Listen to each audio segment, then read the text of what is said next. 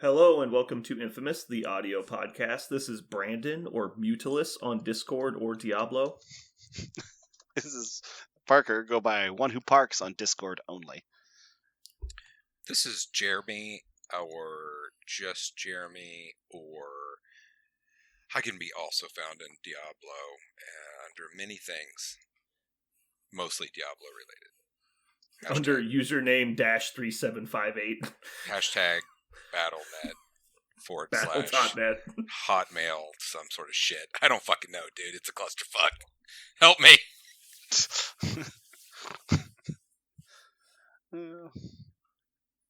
And this is Aaron. I go by Treffenwood. In Diablo. In life. Alrighty, well, welcome everybody. We've got another fun installment. Unfortunately, we had to start late today because Aaron had to finish the game. But anyway, moving on. Selfish. Parker, you're back down to single digits. Oh, 1909 episodes. Yeah! I was like, in the tens column? Yeah, that's what it is. Yeah. It's not in the hundreds of thousands column. I mean, it's always good to have a zero in there somewhere. It makes Right. it feel lighter. There is, yeah. I like it a lot. Mm-hmm. I'm actually very excited. I feel like this is going to break hard one way or the other soon. Mm-hmm. I feel the surge coming. Yeah. It'll either be relief or something else terrible. Yeah. Anxiety, I guess. This Right. 8,000 to 1 bet for Ghost Rider being only in Guardians is going to be great. Can't lose. Can't lose. And it wasn't only Alright. in Guardians. No, it wasn't I only in was- Guardians. Do not change I was the bet. wondering how long it was going Do to not take. change the bet. That was going to be brutal. Oh, that would be terrible. Do not change the bet. Just immediately jumped into like 12,000. Yeah, God, do not change the bet. We're about to talk about some reason why we have. Oh, never mind. I'm preloading. All right. Well, you see, we still have this Parker punishment here from like 3 episodes ago where you didn't show up. So, like, I feel like we should just change that bet to just only instead of is. No, And- I thought you used that punishment to turn this to a factor of 4, didn't you? No, that was the last punishment. You've missed 2 episodes since we made this bet. Oh, I don't remember that. Anyway, Continue. we're moving on. What's next, Parker? News. So in our news today, we have Cosmic Ghost Riders tactics cards. The first one is Jeremy's favorite. I'm really excited to hear what Jeremy has to say about it because it's got Jeremy written all over it. It's called Galaxy's Greatest. It's a Guardians of the Galaxy's card. Up to 4 injured allied Guardians of the Galaxy characters can spend 2 each to play it. So specifically 4 injured Guardians spend 2. Characters that spend power in this way get a Big Dumb Hero token. Characters with a Big Dumb Hero token add 1 die to their attack and defense rolls. Go. First hot take to you, Jeremy. Go. Do you think the folks that make this game have ever played this game? I have no words. That's all. Like I can't. I just can't. So I honestly don't know if you're upset that it's bad or upset that it's good. I don't know. well, I mean, You haven't said. Okay, have you ever been shot by, I don't know, +5 dice? That seems good.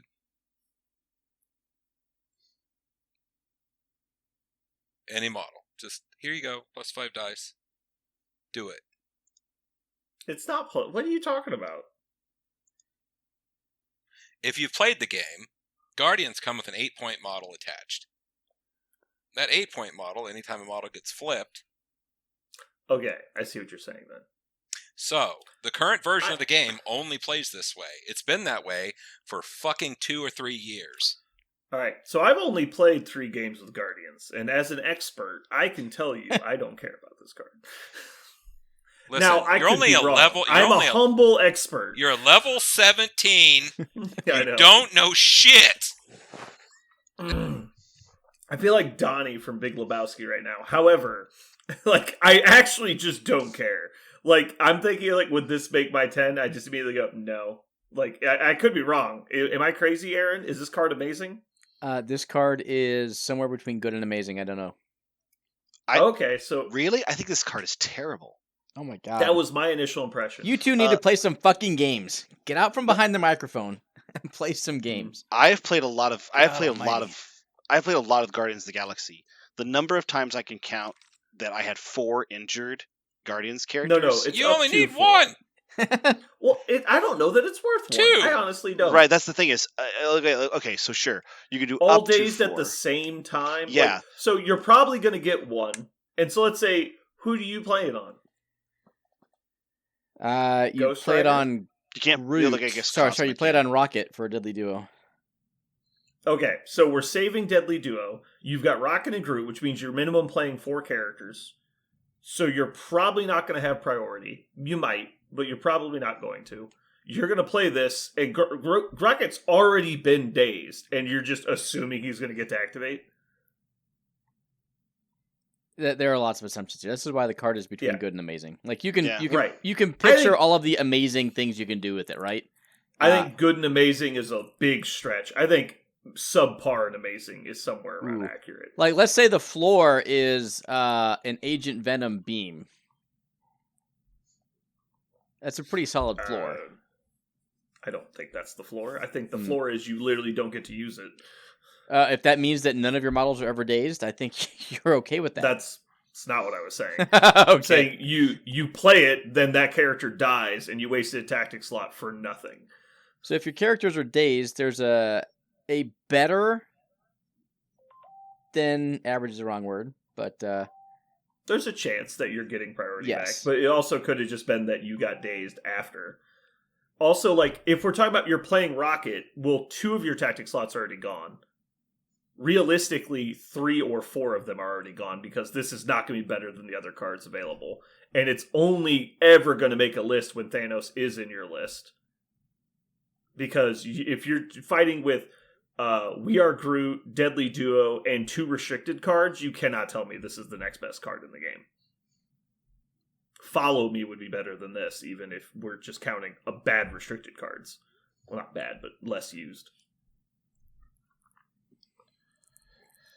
Yeah, It's 1 die. Like, it's good. Yes, it's good. But, like, if 1 die is going to swing a game that hard, I'm crazy. Like, that's just not going to happen.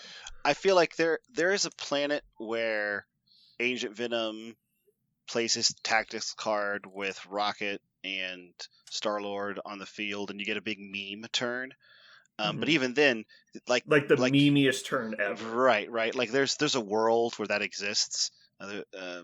But kind of like what you said, Brandon, it is, as a tactics card, it's 1 die on a character on their backside in Guardians. It could be cool on presumably Cosmic Ghost Rider. We have a really good, feel this is a card in his box, so likely he's a Guardian. So Cosmic Ghost Rider makes sense because his dice could be better because you can use skulls as well. Beta Ray Bill might be good with an extra die on his backside because he'll live, presumably for a little while. Maybe Drax on his backside, presumably he'll live for a little while. So there are ways that this could work, but like on turn 3+. But I think if you use this on turn 4 or 5 on Rocket, I don't see this mattering. Like I don't. Yeah, like if you're saving Deadly Duo on Rocket for like turn 3 when he gets dazed, it's like that's a win for me.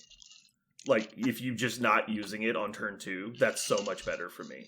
And if you end up using it, it's like yeah, there is a potential of a turn just going nuts, but like what are the odds that 1 die really made any difference at all? Yeah, that's like is that's it good? Sure, like the value is there.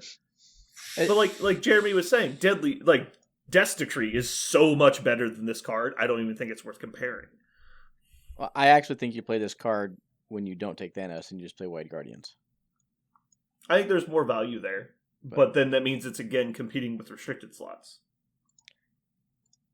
So I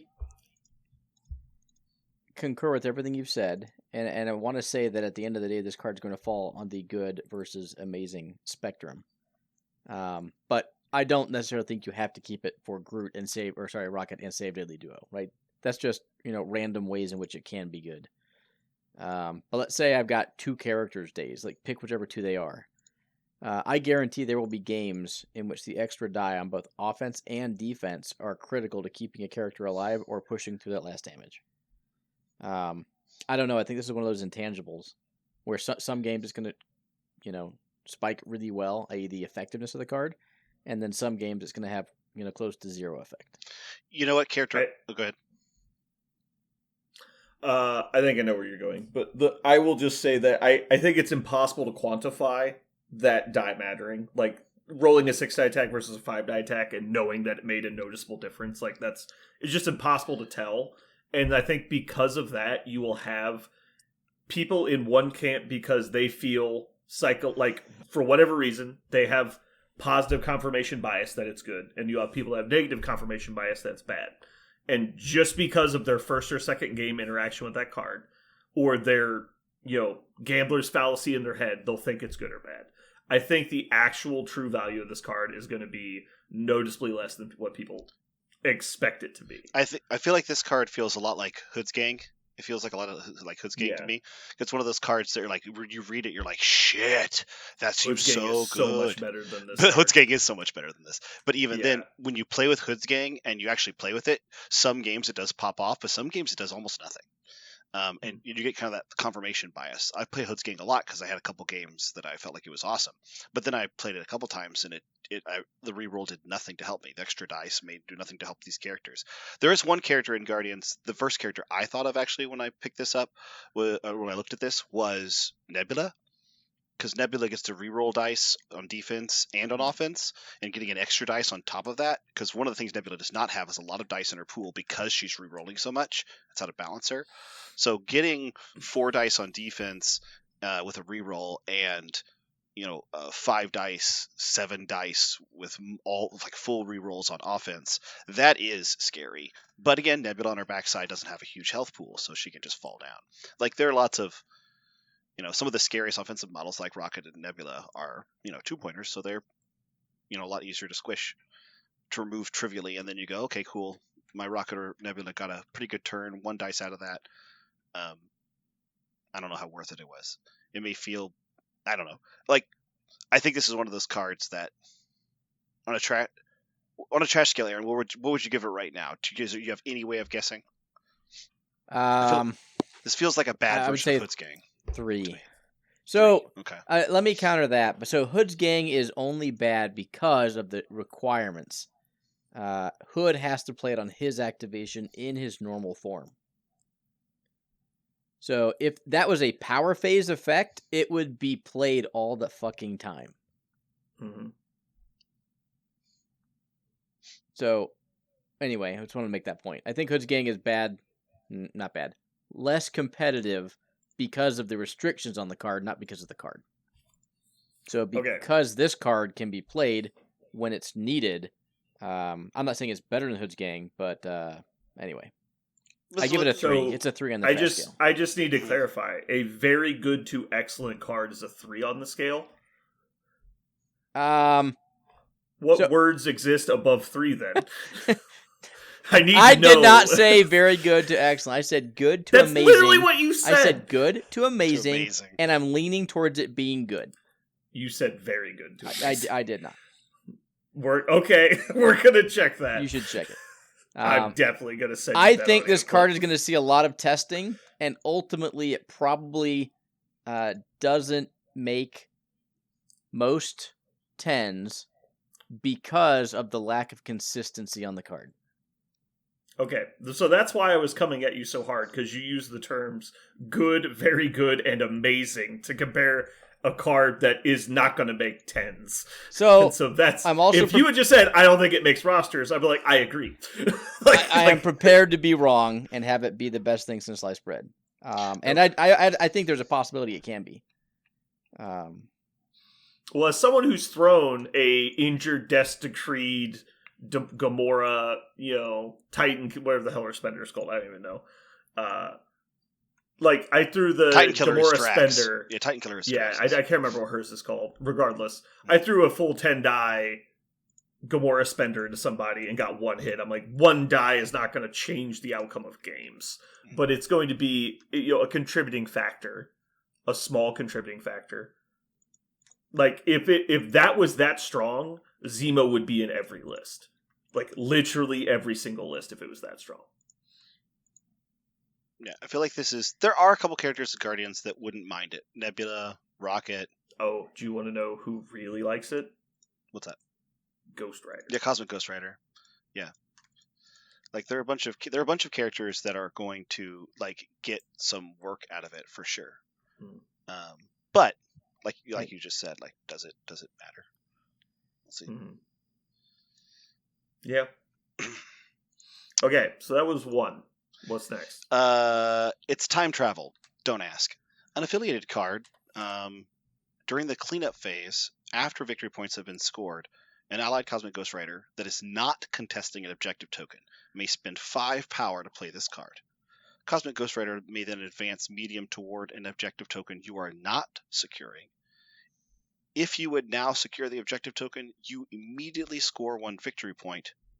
Then, if Cosmic Ghost Rider has a Psychosis token, you may remove it. Okay, I need to go first. I'm not going to say anything at all about this card. It is all you, man. I can't keep my sanity and talk about it. All right, I'm going to attempt to keep my volume below 110 decibels. What the fuck were they thinking when they wrote these words down? This card literally has no effect. Okay, you're wrong there, but go ahead. All right, literally is a bit hyperbole, but this card does nothing. If this card says spend 5 power, ? That's what this card says. You get a free move. It's a move. I will hit you.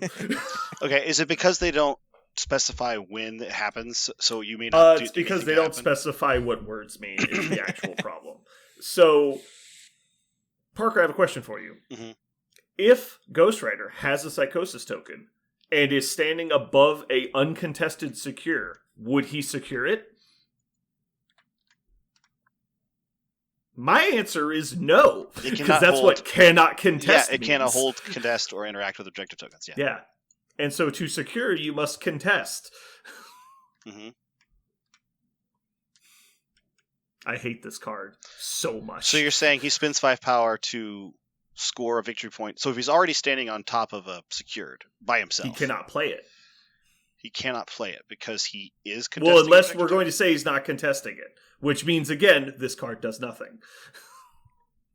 If he has a Psychosis token, he can move medium towards a point you did not score. At which point, he cannot score it because he has a Psychosis token.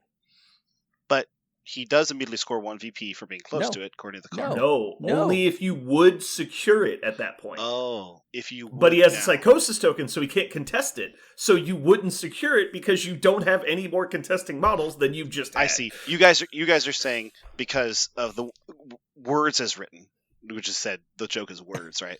Words as written, this does nothing. However, the intent of the card could be clear. However, the intent is not printed on the card. It is some other thing. Well, that's the thing. Like, what is the intent? Are you saying that they intended you to score if you had the token? Are you saying you truly and objectively believe that? You were intended to be able to score with a Psychosis token. I think what they're intended to do, this is my interpretation of the card. When I read it, what I interpreted was, if he is not contesting an objective token, which I think the fact that he has a Psychosis token means he doesn't have to move, and that's fucking weird. Like the fact that he can functionally always spend 5 as long as he has a Psychosis token on him, always, may be true. So if that's true, then anytime he has a Psychosis token, he can spend 5, but if he doesn't have one, he has to be non-contesting. Then he moves medium towards something. If he towards is specifically a blue token. No. Sorry, wait. No. Any objective token any objective that you are token not securing. that you are not securing, but not contesting. He says securing, so it needs to be a blue one. Specifically securing. So if you're tied somewhere, you can move towards that token. Right. So you can move towards it, and then you're supposed to score a victory point because you spent 5 and played this card. If you would now be if you would not be that. securing, and let's pretend the Psychosis token, if he has one on it, does something. I don't. Again, this is you're right. It doesn't make a lot of sense. But I think you're supposed to ignore the Psychosis token when you score a victory point, which makes no sense because the Psychosis token tells you specifically not to. However, Yeah. it sounds like you're supposed to immediately score a victory point from the card, then remove the Psychosis token. I think But it would be. I don't think that's what they wanted. Oh, okay. I think they specifically wanted it to be if you would normally secure it, then you get the point, which is supposed to be very rare. So you're saying, Because- you would think what they were trying to say is spend 5 to move to a point when he doesn't have a psychosis token.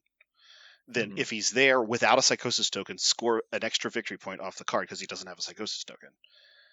And then he's there. That's a legitimate way you could play the card as Okay. written right now. Yes. Mhm. Yeah, it's I feel like it would be really clearly my way if they move the Mhm. then if Cosmic Ghost Rider has psychosis token, remove it up to the top of that same paragraph. Oh, sure. then No, it's that's why I obviously that. think Yeah. there's no way you could tell me this went through any kind of playtesting or editing Right. and ended up with this print. So hold this on. is- So there's I have a question for there's you. two options. They either sent the wrong version of the card to the printer or did not want you to score when he has a token. That's the only two options. Okay, Go ahead. Jeremy, what's the last sentence on the card?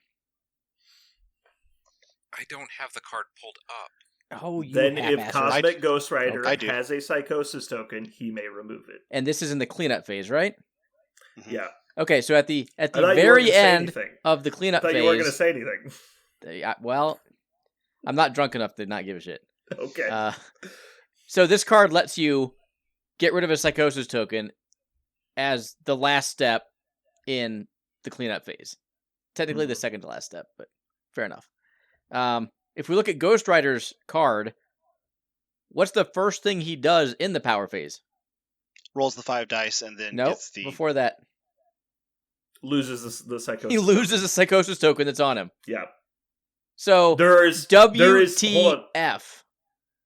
There is Wait, what? one did- singular game effect that happens before he loses the token automatically, and that is he gains a power. Sure. Okay. He During gains the power a single phase- power. I'm trying to find out where you see that. It's in his fucking crazy rule. Yeah. Okay. It says if the character has 5 or more, the character gains a psychosis token and drops all objectives. At the start But the of other next rule power says phase. At the start of the next power phase, remove all psychosis. Oh, so he only ever Yeah. has one. it comes off automatically, and then you make the dice roll. So why would a card let you get rid of something if the next game step is to automatically get rid of that? It Well, makes absolutely no sense. this hold on. card doesn't make any sense. Hold on, I'm a little confused. Maybe you guys can help me with the timing of this. Okay, go. So, because cards resolve after scoring, Here, I'm just going to run through both phases real quick. Uh. So, cleanup is score points, then resolve then revolve crisis effects, then resolve player effects, then undaze characters. so this literally Then does nothing. power phase, everyone gains normal power for powering up. Then you resolve player effects, then you resolve crisis effects, and then the power phase ends. So, Wow. in that order, the only thing that happens between Ghost Rider removing a psychosis token from the tactics card and removing it from his own rule is characters undazing and gaining 1 power. And so there's no logical reason to play the card to remove the token, because he would then gain it before you even went to like Infinity Formula to gain an extra power for Infinity Formula. It doesn't Because help him his rule score. triggers before that. Yeah, so this doesn't help him. So if he has the psychosis token, the way this card appears, you would think, oh, so he'll get to remove the psychosis token, and then he'll be able to score at the end of that at the beginning of the turn. But he doesn't, because Nope. this card effect happens after scoring. So, Okay. so this card does. Well, I will say this for the card: the title is perfect. because Yeah. because the card is so fucking confusing and Right. back asswards. It does read and work like a time paradox where you're just Mhm. like, I don't understand anything. It That's literally going is just on. like timey-wimey, It's wishy-washy. timey-wimey, Like, it yeah. doesn't make sense. It doesn't make any Okay, sense. so things this card actually does that you can make a legitimate argument is a positive for some reason. It allows you to spend 5 power in the cleanup phase. So hypothetically, let's say you took a bunch of damage after your activation. So let's say you spent a 0 during his activation because you're trying to get rid of your token. Then you took like 5 damage. And you're like, man, I really need him to be able to score next turn. I have to get to 0 right now. Play the card to burn 5 power so you can try and get down. So that's one option. Or you could spend that 5 power to actually move somewhere. No. Yes? No, not if you're trying to remove the token. If you're trying to score, because you're going to lose the game if you don't, contest. Not score. I just want to get to a better spot. I can spend No, 5 power that's- to move. That's not what I'm saying. I know. Okay. There's 2. I hopped in the middle of it. I hopped in the middle of your Okay. argument. All right. Well, you hopped in the middle of my argument and came up with a new argument. I'm going to finish my point. Nope. Okay. So I think there is an argument for trying to spend power with Tactics cards to try to not get a Psychosis token. But I think that's a dumb strategy considering you're already all in on the kill them plan because you took a 6-point model that can't contest most of the time. So that would be, I think, a bad idea, but it technically has a use. The other option is, like Aaron said, you can play it to effectively be able to move depending on how well you plan out your turns. And so if you need to move in the cleanup phase as opposed to moving on your activation, because let's say, for example, your opponent has priority and they've got like a Malekith that's going to charge you, you could play this card and move medium away from him. So wait, he can't just come over and kill you for free. I think there's actually value to that. Everything the card actually says, though, is fucking fuck-busted dumb. Like, makes no sense. Are you done? Yeah, sorry. Okay, what if you don't have a Psychosis token on you? Could you then spend 5 power to move and secure a victory point? You could. Okay, so I if you just don't have the Psychosis token, this actually gets you a victory point. Assuming that you could move exactly in a way. I mean, obviously he's mobile, so you could try to set it up. But, I mean, if you just didn't have the Psychosis token, he's effectively infinite speed, so why don't you just score that point anyway? Well, Like, he now places you can range score 5. 2 points. Like, he can be on 1, scoring in the regular phase, and then it can spend 5, and he can go somewhere else. Secondly, we need to point out that you do not just get to score a victory point off of the little blue objective tokens. You can score this victory point off of any fucking thing on the ground. Dossier. The dossier, pay to flips, objectives, a hammer's on the ground. Normally, you can... So how about this, Parker? Can you ever secure a hammer? I don't think so. Right? You're wrong. You can interact with them. You can contest them.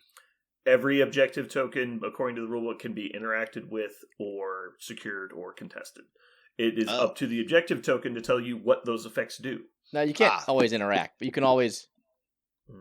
according to the rulebook, it just says interact.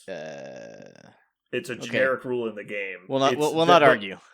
Yeah. That'd be interesting to waste of power. But that point aside, the definition of contesting is to be within 1 of an objective. Right. If you have more healthy than your opponent, you are securing that objective. Period. Dot. Oh, There okay. are certain scenarios that give you victory points for securing objectives. We all know what those are. Most of them don't. But you are technically securing a hammer if you are within 1 and your opponent is not. Or you're healthy and they're not. Correct. Yes. Got it. So you could use this to do some weird thing where you go and score a victory point off of a chimichanga sitting on the ground somewhere. Mm-hmm. Assuming, of course, you did not have the Psychosis token that turn. Seems Okay. bad. This is a Even for negative that. 10. Yeah. Negative fucking 10. Yeah. Just rip it up. And print out the new one that they publish with the errata when he comes out. Yeah. I mean, I don't see how this card gets left in the game as it's currently worded. It's weird. Because, like, it's actually just confusing. Like, the longer you look at this card, the more confusing it gets. Both from like how did this ever? What is this for? Again, the title is the only thing that makes perfect sense for it because of how dumb it is. I love it. Oh no, you are correct, Aaron. You cannot always interact. They're just our generic interact rules. But it says there's a caveat sentence in the paragraph that says a crisis card crisis cards allow characters to interact with objective tokens. It will include an interactability in its special rule. Yeah, so it looks like you cannot normally interact. But yeah, you definitely can contest and secure any token.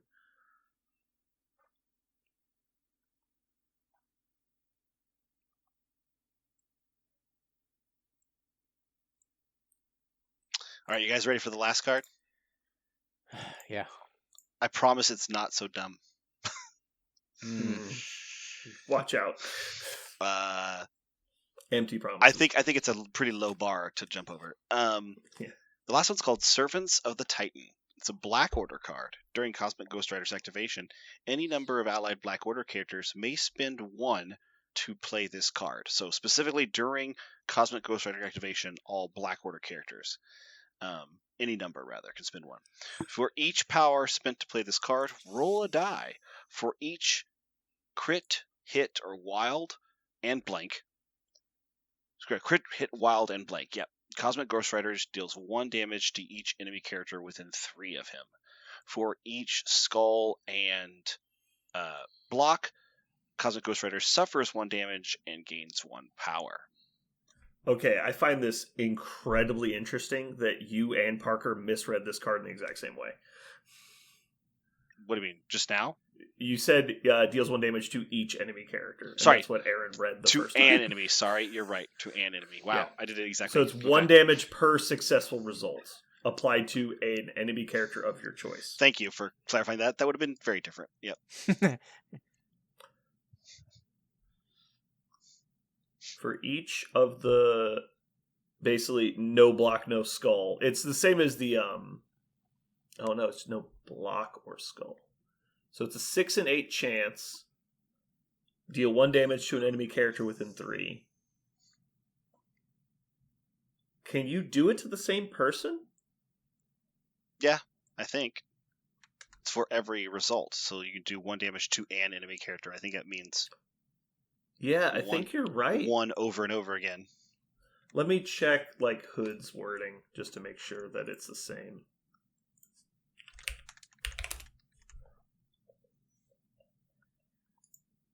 Which Hood card? Like his lightning thing.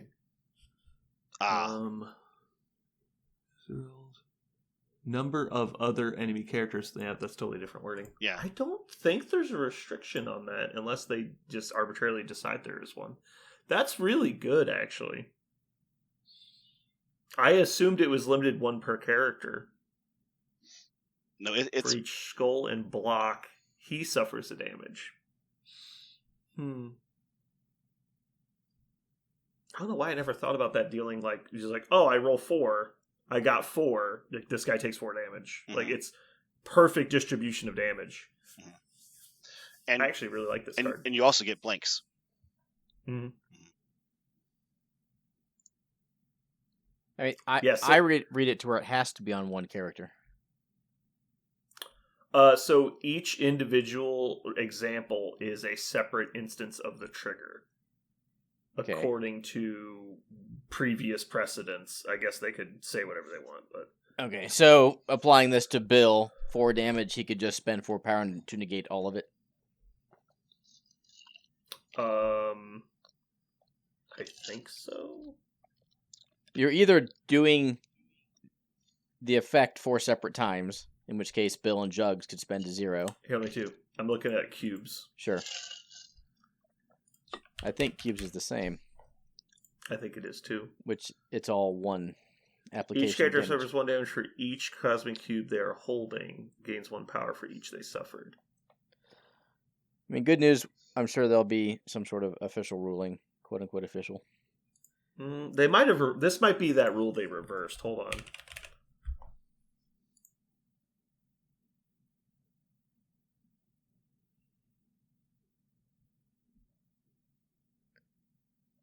No, it is all. It's a pile of damage.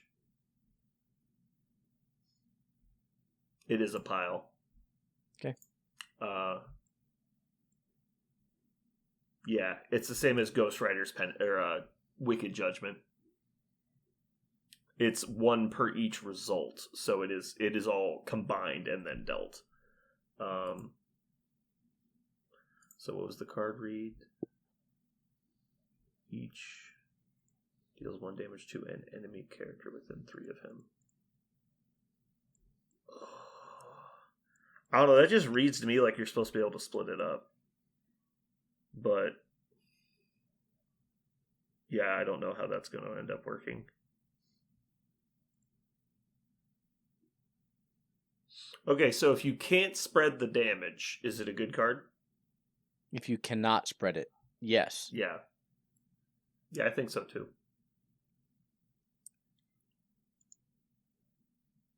Anytime you can avoid rolling attack dice and defense dice.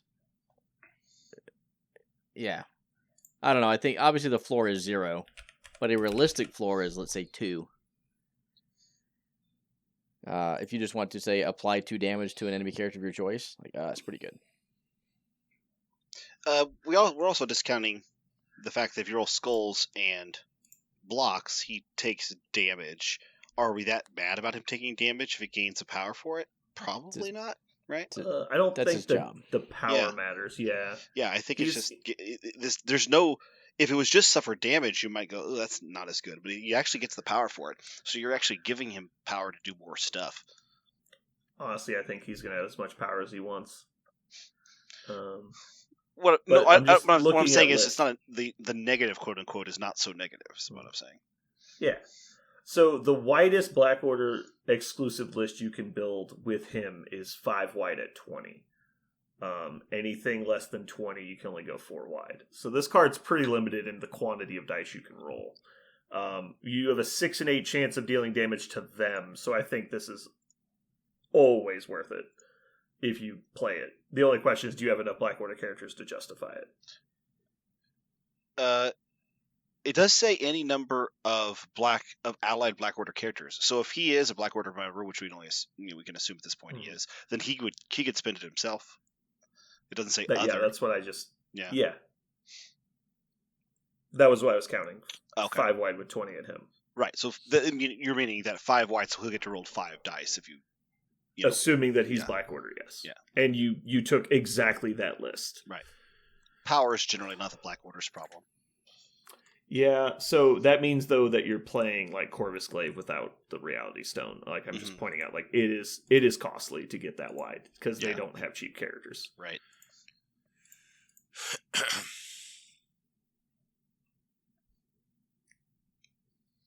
I think in the Black Order list, if you're playing that Corvus Glaive version, which I've played before and it's a ton of fun, he goes in it and this card goes in it too, because you have enough space for Black Order cards. There's plenty of space. I think this definitely makes your 10. Well, so if you're just saying, I'm never going to play it 5 wide, I think you realistically take Reality Stone Corvus instead. Or, honestly, you just play leaderless. It's really not the big deal. All the characters in the list either just take the stones they want or don't have power issues. So, like, if you go Proxima, Supergiant, Corvus, Black Swan, and then throw in Cosmic Ghost Rider, that's a pretty solid, like, core group of models.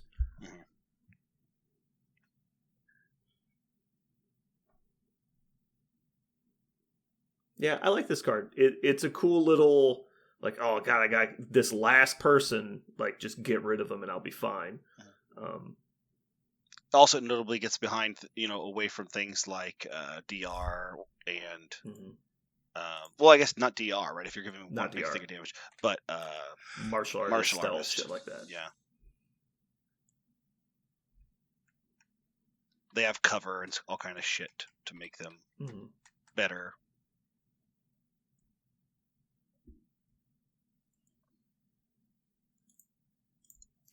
Yep. Alrighty.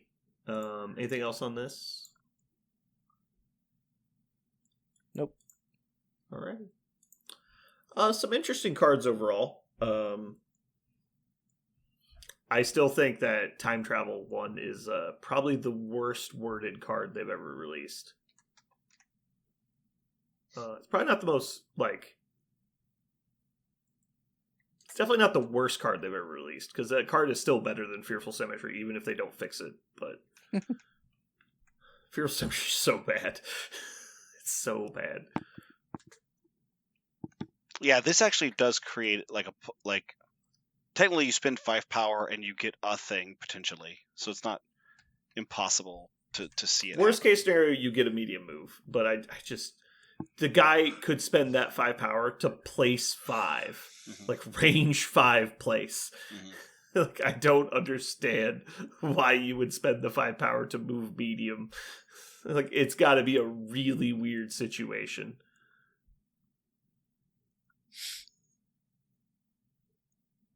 I guess there is a strong argument that he has a lot of stuff he gets to do out of activation with his counter shot, and so being able to medium move him into threat range of people before he activates is nice, because you could then, like, I've got your back different people at different times.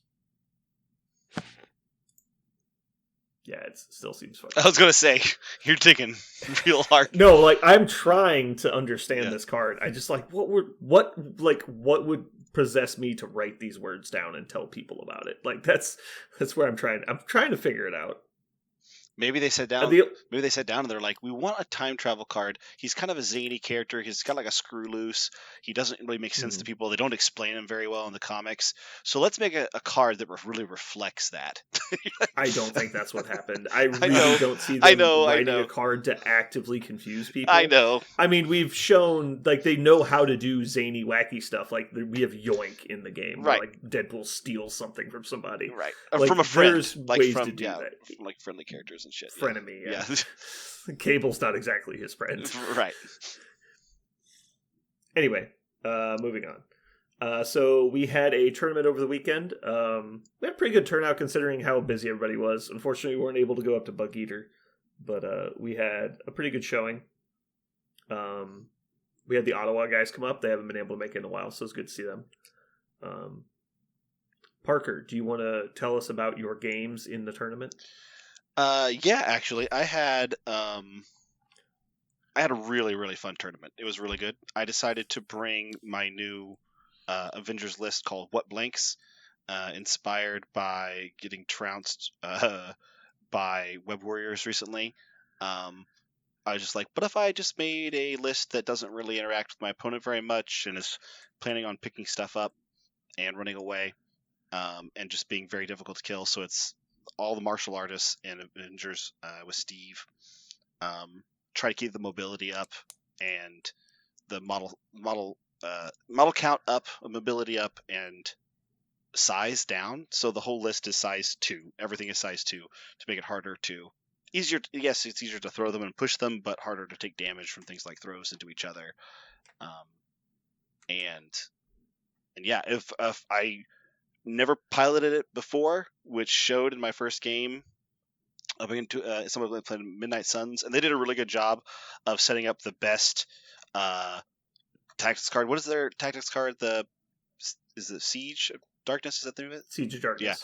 Yeah. They set up the best Siege of Darkness turn ever, where all of my guys were like 1 or 2 health away from being dazed, and it was like turn 4, and he was behind by like 2 victory points, and he did a Siege of Darkness, KO'd everybody dropped everything, he scored everything, and won on like that turn. Just a really, really, really strong Siege of Darkness. And after that, I learned what not to do with my list, and I played 2 more games in the tournament, and I won both of them. One of them against a brand new player was awesome. We saw a lot of new players come out for this tournament. They loved it. We keep telling people, come to tournaments. Even if you're new, you'll love it, and they did. They are hooked now, and it's awesome. I got to play him, and it was a big learning game from him. He was still learning how to do a lot of things with his models.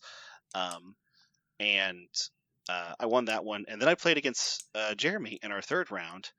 And Jeremy wanted his models to do things. He wished for it to happen. He really craved it, and they didn't wanna.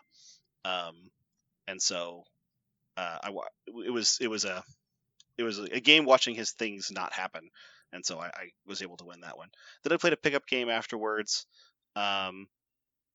against an awesome opponent who stuck around, and we played, and he was playing Guardians. It was a really close game, but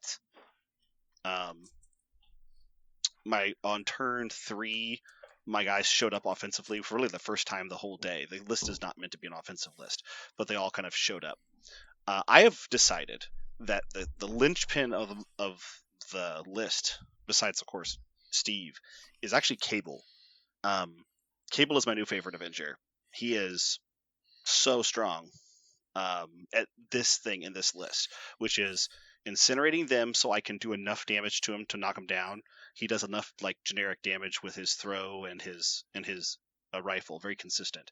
Also, something he does, which surprises the hell out of people, is he steals center extracts on turn 1 and brings them back to my line because he gets to body slide by 1 for 1.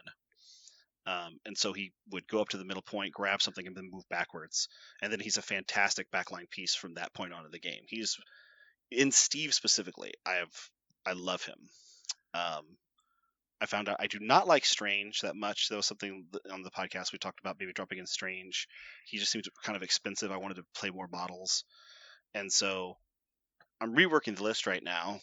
And do you want to talk about? I wanted to know what you guys thought about who the last two characters should be. Now that some of you guys have seen it run, or do you want to talk about that now or later? I have this quick bit of news that's actually breaking. I need to read real quick. Oh, okay. Says here, according to Twitter, Ian Rappaport says Parker Guidry has been traded to Muson Minis for Colin Pritchard. I don't know what that means. I think that. Wait. I think there's you become addicted to the water, the cable water. I love it. He was. I realized the problem with Cable is that I was playing him in X-Force. Playing him in X-Force, and he's a terrible X-Force member and a really good Avenger. Did you like Doctor Strange when you played him? I did not. Not because Doctor Strange is bad. It's that I found, or that he doesn't have mobility. He doesn't have enough mobility. Okay. Like the list is he's got Cable, Black Panther, Spider-Woman, or long movers. Like the list has so many long movers, or then long movers plus teleporters, or jumpers, pouncers, I guess, in T'Challa's case. But the point is, I was loving the mobility of the list, and he does not have enough of it. I wanted him so much to be able to move and attack, or moving twice and healing was never good enough. Or moving and buffing defense was done better by Cable. Also, he's not an Avenger, and so it's harder to play the couple out of faction characters like Ghost Spider. I get really that. I think it's fair. I think losing the heal is actually pretty big. Yeah. But you said there's 2 character slots left? No, I fibbed. It's 1 character slot. I realized that for some reason I had accidentally swiped a character out on my app. Well, I feel like when you get more reps with this list in, you'll come to find there's like a core 4 models now that you're kind of like I remember when we first built it, you had Strange and Cable kind of that got to figure out which one is better situation. Right. I feel like as you continue to pare the list down to its baser elements, you should actually try and broaden your horizons and kind of do like a dual style list.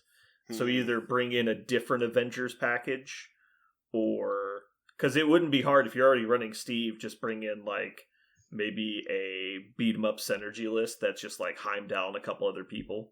So Heimdall has made the list too. I actually already took out Strange for Heimdall actually, because I feel like Heimdall does some of the things that Strange does, notably not heal. But if I can't play Cable because it's a very small point level, Heimdall can give me some mobility back. He can give me some functional defense buff because he'll let me reroll some defense dice. So he actually is my discount Cable. The other character I took out that I do not know how to replace yet is Hood. He was originally in the list, really just because he could heal and he fit the theme of he can use his blanks. He gets to use his defense abilities a bunch. He charged for 1 on his other side. There's a bunch of things he can do. Out? I took him out, and the main reason why is I could not find a game to play him in this weekend, but maybe I should just put him back in just to see if I ever find a game to play him in. But every single time I was like, I can't play Hood because there are all these other things I want to do that are more important. All right, so who are your 3 most important models? Like right now, probably Captain America, obviously, Cable, Steve, and the third one is probably Spider-Woman. Yeah, a Spider-Woman is it's really close tie between Black Panther and Spider-Woman. I usually use the scenario to kind of help me decide which. But they're like an in between, right? Like that's an alternate piece. Yeah. Okay. I found that Iron Fist was actually really strong all day. Yeah, I could see that for sure. In this list, he was because people were trying to kill everything else so hard. He was just able to charge up the Iron Fist and do it once or twice a game. Yeah, if you get to just stand in the middle and beat on them. But like the whole point is the list doesn't die regardless, so he should be doing well. I would just obviously be cautious. I think Ghost Spider was super key into the. Feels like Spider Big Woman's going to be absolute. Like there's no way you could ever take Spider Woman out of the list. No. I feel like you could take Black Panther out. Not saying you should. I'm Mhm. just saying it would be possible. I put them both. I put them both down twice actually. Yeah. And No, I it think was it's great. good to have both. I'm just saying as an example. I think Spider Woman is definitely more key because the one thing your list doesn't really do is win on scenario. It just is good at it, but it Mhm. doesn't win. Right. And so I think you have to have a dedicated stealer. I don't think the list functions without it. Mhm. You have a decent amount of displacement between like Black Panther and Steve and potentially a couple other people. On that note, I considered Miles or Black Cat as a replacement for Hood, just to make more of a scenario game, just to push hard on that. But they're both pretty squishy. They're definitely the biggest target as soon as you put them in. It's kind of like this list kind of suffers from the all stealth, version of the list where you're just like everything is stealth. Well, except for that guy. Well, then yeah, he dies. What missions are you playing? Right now I'm playing all big scoring ones. So Scoundrels, Riots, and Cosmic Invasion. And then my reds are Paranoia, Spider Infected, and Skrulls. Why have you thought about playing pay to flips? So if you're just going to stand there and grind on people? Well, this is actually one of the things that I found is that I do not have a lot of power floating around. Okay. Actually, so you are power hungry. Yeah, and that's actually one of the somebody is at a tournament, Iron Man, and I could play Helios Laser to just destroy somebody. I was like, actually, on my list, I don't think I had ever had a turn in which I had 10 power floating on my models because they were constantly spending it on stuff, and they was getting great use out of it. They were interrogating or they were buffing their defense, and they were just living forever. Or it was, but I don't have power sitting around ever. If you guys have questions for him too, feel free to jump in. I'm not trying to monopolize. No, you're good. Okay. So can you run through your 9 then real quick? Okay. It's Steve, Captain, Cable, Black Panther, Spider-Woman, Luke Cage, Iron Fist, Black Widow, Ghost Spider, Heimdall. Okay. Why Luke? So Luke actually got put in at the last minute because I think the other character was originally Red Guardian. And I liked Red Guardian for the list a lot, but he is unpainted, and so I wanted to play painted. I think Red Guardian is a really obvious include, and I like a lot. Yeah, I definitely would cut Luke. Yeah, I like Luke, but there's no reason to have him in there. He is when I double down to make sure Immortal Hulk in my game against Jeremy after losing bad to Immortal Hulk in the first round. I was like, in my game against Jeremy, I'm just doubling down on all the things big characters don't want to see. So I had Luke on the field to just make sure that I was going to get to Taunt or Heroes for Hire or both, and it was great. It worked well. So I think he's. What about Okoye then? Second 2 with Martial Artist, but she has Taunt or Bodyguard rather. Oh, why didn't I totally forgot she has Martial Artist. And she has a defensive reroll as well. Oh, she could be.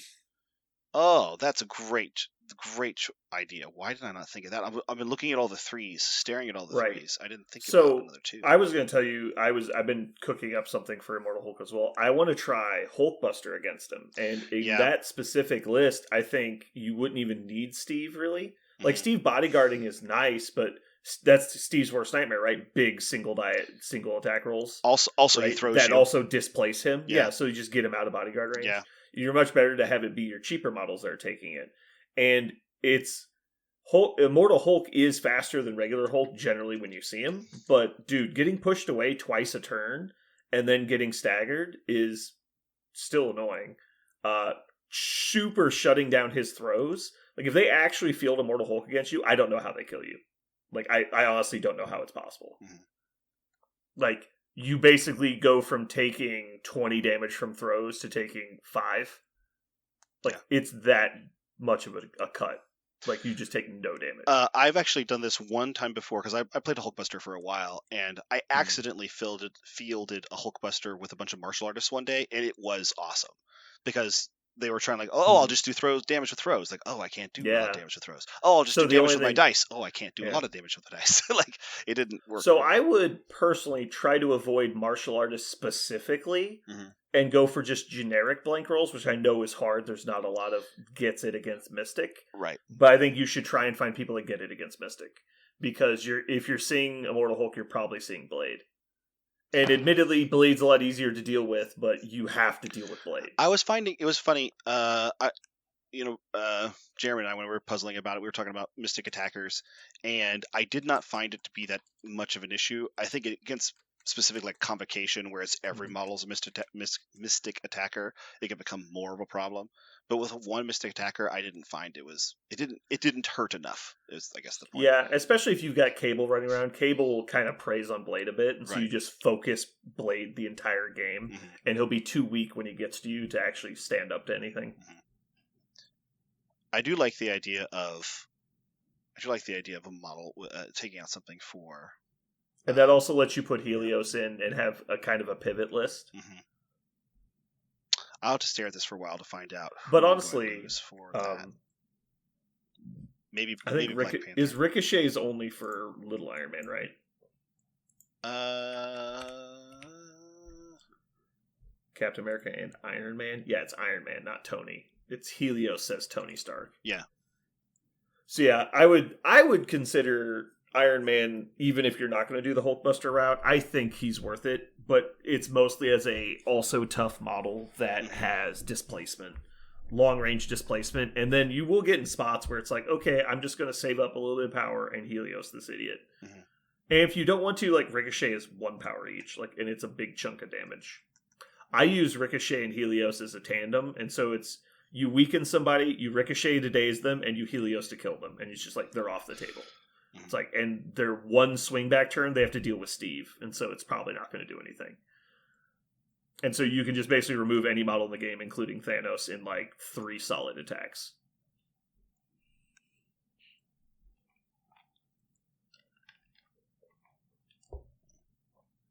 Man, I really like the idea of Okoye. I don't know why I didn't think of her yet. So you cut Luke for Okoye and added Hulkbuster. Yeah, that makes sense. And so basically you're just replacing Strange with Hulkbuster. Mm-hmm. But I like it more as a pivot from the original design. Right. I as think opposed to you figured out with testing that you don't need a 6-pointer in the list, Right. except for if you're if transforming. I'm changing the list, yeah. Yeah. Also, total side note, I just want to play Hulkbuster more. I just love it. Yeah, I love Hulkbuster. He's just so cool, and it's also Tony Stark. It's just I want more Tony. I think there's more of a reason now to play him than ever before. Yeah. Unless I'm wrong, like he might not do well enough against Mortal Hulk, but I really think he will. I guess we'll see. But yeah, that's I first outing for this list. I really liked it, but there's some chafe there. Thank you for letting me working that out on the cast. Mhm. I'm excited to try this 2.0. All right. I played my first 3 games with Guardians of the Galaxy with Thanos. And how was Nobody it? cares. Oh, I Nobody cares. It was definitely raw. I was making a lot of impromptu, weird decisions, I think. 2 of my games were on hammers, and that definitely should never be allowed. You should not be allowed to play Thanos on hammers with priority. Absolutely stupid. So you're saying you won at least 2 of your games? I actually lost one of my games on hammers. I did not have priority, and it was into the mirror. So it was Guardians Thanos on hammers. He had priority. I actually think I mean, nothing against Quentin. I played Quentin in this round. Sure. He's also testing the list. I think I outplayed him in the matchup. Obviously, I lost, though, so like I could just be misevaluating the situation. I completely understand that. But I had 2 hammers on my Thanos. He put his hammers on Rocket and Star-Lord. Split them up. And I KO'd Nebula on the first action of turn 2, because I got priority. Nebula never made an attack. Rocket made 3 attacks. Uh-huh. And Star-Lord made 2 attacks. And I lost. I not really sure how that happened. Like his Thanos rolled no less than like 6 hits, and my Thanos rolled no more than 3 hits the entire game. And I had 2 hammers the whole time. Yeah. And it was just like, Then I went into Thanos. I pounced into Thanos. Thanos had 1 hit point on his healthy side. My opposing Thanos pounced into it with Gamora, who had 1 hit point. He blocks 2, reduces the 3rd. Spender Desecree injured Gamora. 10 dice, 1 hit. And it was just like, and he was holding 3 hammers at the time. If she downs him, I put them to where his Star-Lord has to double move to pick them up. I activate Thanos. Thanos kills Star-Lord. I win the game. Yep. Like, it was that easy. And it just like, it just didn't happen. Like, it was just like, it was time after time. I was just slowly drifting further and further behind. I decided to be kind of cute, and so you could argue that I threw the game, but I went up, I did Power of the Cosmos into 3 of his characters with 2 hammers. So I did an 8 dice AoE 3. Failed to kill Rocket, did 1 damage to Star-Lord, did 1 damage to Thanos. I was just like, okay. And then I pushed his Thanos exactly out of melee range. I thought I could do it to where I would push him into a wall so he'd stay within punch range. Didn't. And so like I rolled 3 8-die attacks, did a total of 4 damage, and then walked backwards. It was so sad. But yeah. I don't think Thanos should be allowed on hammers, basically. It's really dumb. My other game was against Chris from Omaha? No, from Ottawa. Chris from Ottawa. We actually had a pretty good game. It unfortunately kind of spiraled towards the end because, again, Thanos just got a hold of too many things. My Thanos just could not roll bad against Chris either. Like, he did like multiple 8 and 9 hit attacks.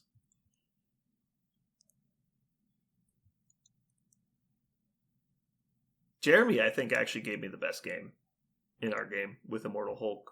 Or no, he didn't play Hulk. He just played wide Midnight Suns. Yeah, didn't work out. Yeah. You punched me a lot. Yeah. Yeah, I just played my standard Suns and everybody. Do you have anything in your games you want to talk about, Jeremy? First game I played was against a new fella. Played pretty easy. No Hulk in that game. Ended up winning it. It was a fun game. The second game I ended up playing Parker. I tilted real bad, and I wanted to put Parker through a window. And that was actually, I should have played the list I played against you, Brandon. I should have went wide. I knew it was going to be trouble trying to keep up on a 5-point scenario with the low model count I had, but it also doesn't help when you don't roll any dice. Like it just kept flubbing and flubbing and flubbing, and I'm like, yeah. Really? Like normally you'll be like, okay, this has got to turn around for me, and it just didn't. And like I didn't have enough turns to make it work, so it's just it was real frustrating. I know psychologically you remember like the times it happens more than you don't, but it feels like when you play on high scoring missions, your dice always fail you. Like I choose violence. I know it's going to be uphill, but I think I can do it, and it's just, your dice just go so cold on you, and it's like, all right, well, whatever, you just have all the points. Like, I don't care. Well, like, I had the same thought of, okay, we're going to score fast, and let's do it. Like, I was like, because the thing is I know that my list can daze your entire army, and I'll score fast on you. But when you don't roll it, you just don't roll it, so it is what it is. Then we played our game, and, you know, that story was written. Yeah. It's all right. I'm still playing it. I'm still having a good time. There's still a few cards I want to shift in and out. There's still a few models I keep messing with, so we'll see. Yep. All right, moving on. Next topic, I wanted to talk about some tournament things that I do a lot of tournament organizing. For anyone who doesn't know, I have some strong feelings about tiebreakers that events use, and so I was just going to bring that into the light a little bit. I think a lot of people don't really think about it. I think it actually matters a lot. And I know we've talked about previously on here that Aaron thinks the community should take a heavier hand in how events are hosted and not just do generic, fully open tournaments. The reason I think that tiebreakers for tournaments are actually kind of important is it actually dramatically affects like how people place, and people put a lot of emphasis on how certain lists are doing. And so let's say you go to a large event and it's 4 rounds, like, let's say it's 30 people, 4-round event, and you end up getting second place. On paper, that sounds awesome. Like, you did very well. But depending on which tiebreaker they're using, you could have placed anywhere from like 8th to 2nd. And so I think a lot of people don't realize how much impact it has on events based on rounds and players and everything. So just covering the common ones that get used, the main 2 are strength of schedule, which can mean a lot of things, but basically it calculates the strength of your opponents in some way. And there's a lot of different ways you can do that. The second one is usually victory points, and that it's in Crisis Protocol, that's victory points scored in your games. There's a bunch of other ones that are variants of those, like win differential, which is victory points over your opponent's victory points. There are opponent strength of schedule, which determines how hard of a day your opponents had and if they just walked into your game. There's a lot of different other variations, but those are really the main 2. And unfortunately, I don't think there's really a good third option. It's pretty much got to be some combination of that. So I want to know what you guys think. Is there any time that you've ever been interested in this before? Is this a bad topic or? So I have some initial thoughts. I will start off by explaining that the TTS League, which is probably the largest organized event for MCP in the world, uses strength of schedule and then victory points scored as their first 2 tiebreaks. And they are extremely important because you have about 30 people who are all tied at X and 1, and they get sorted from like 3rd through 35th. Then the idiots in the league decided they wanted to do a seeded bracket, so 1 played 35, 2 played 34, etc. So your ranking mattered a lot, whether you were 4th or 34th. It came down to, in the last league, the second tiebreak. So I think everyone agrees that strength of schedule is a good first tiebreak.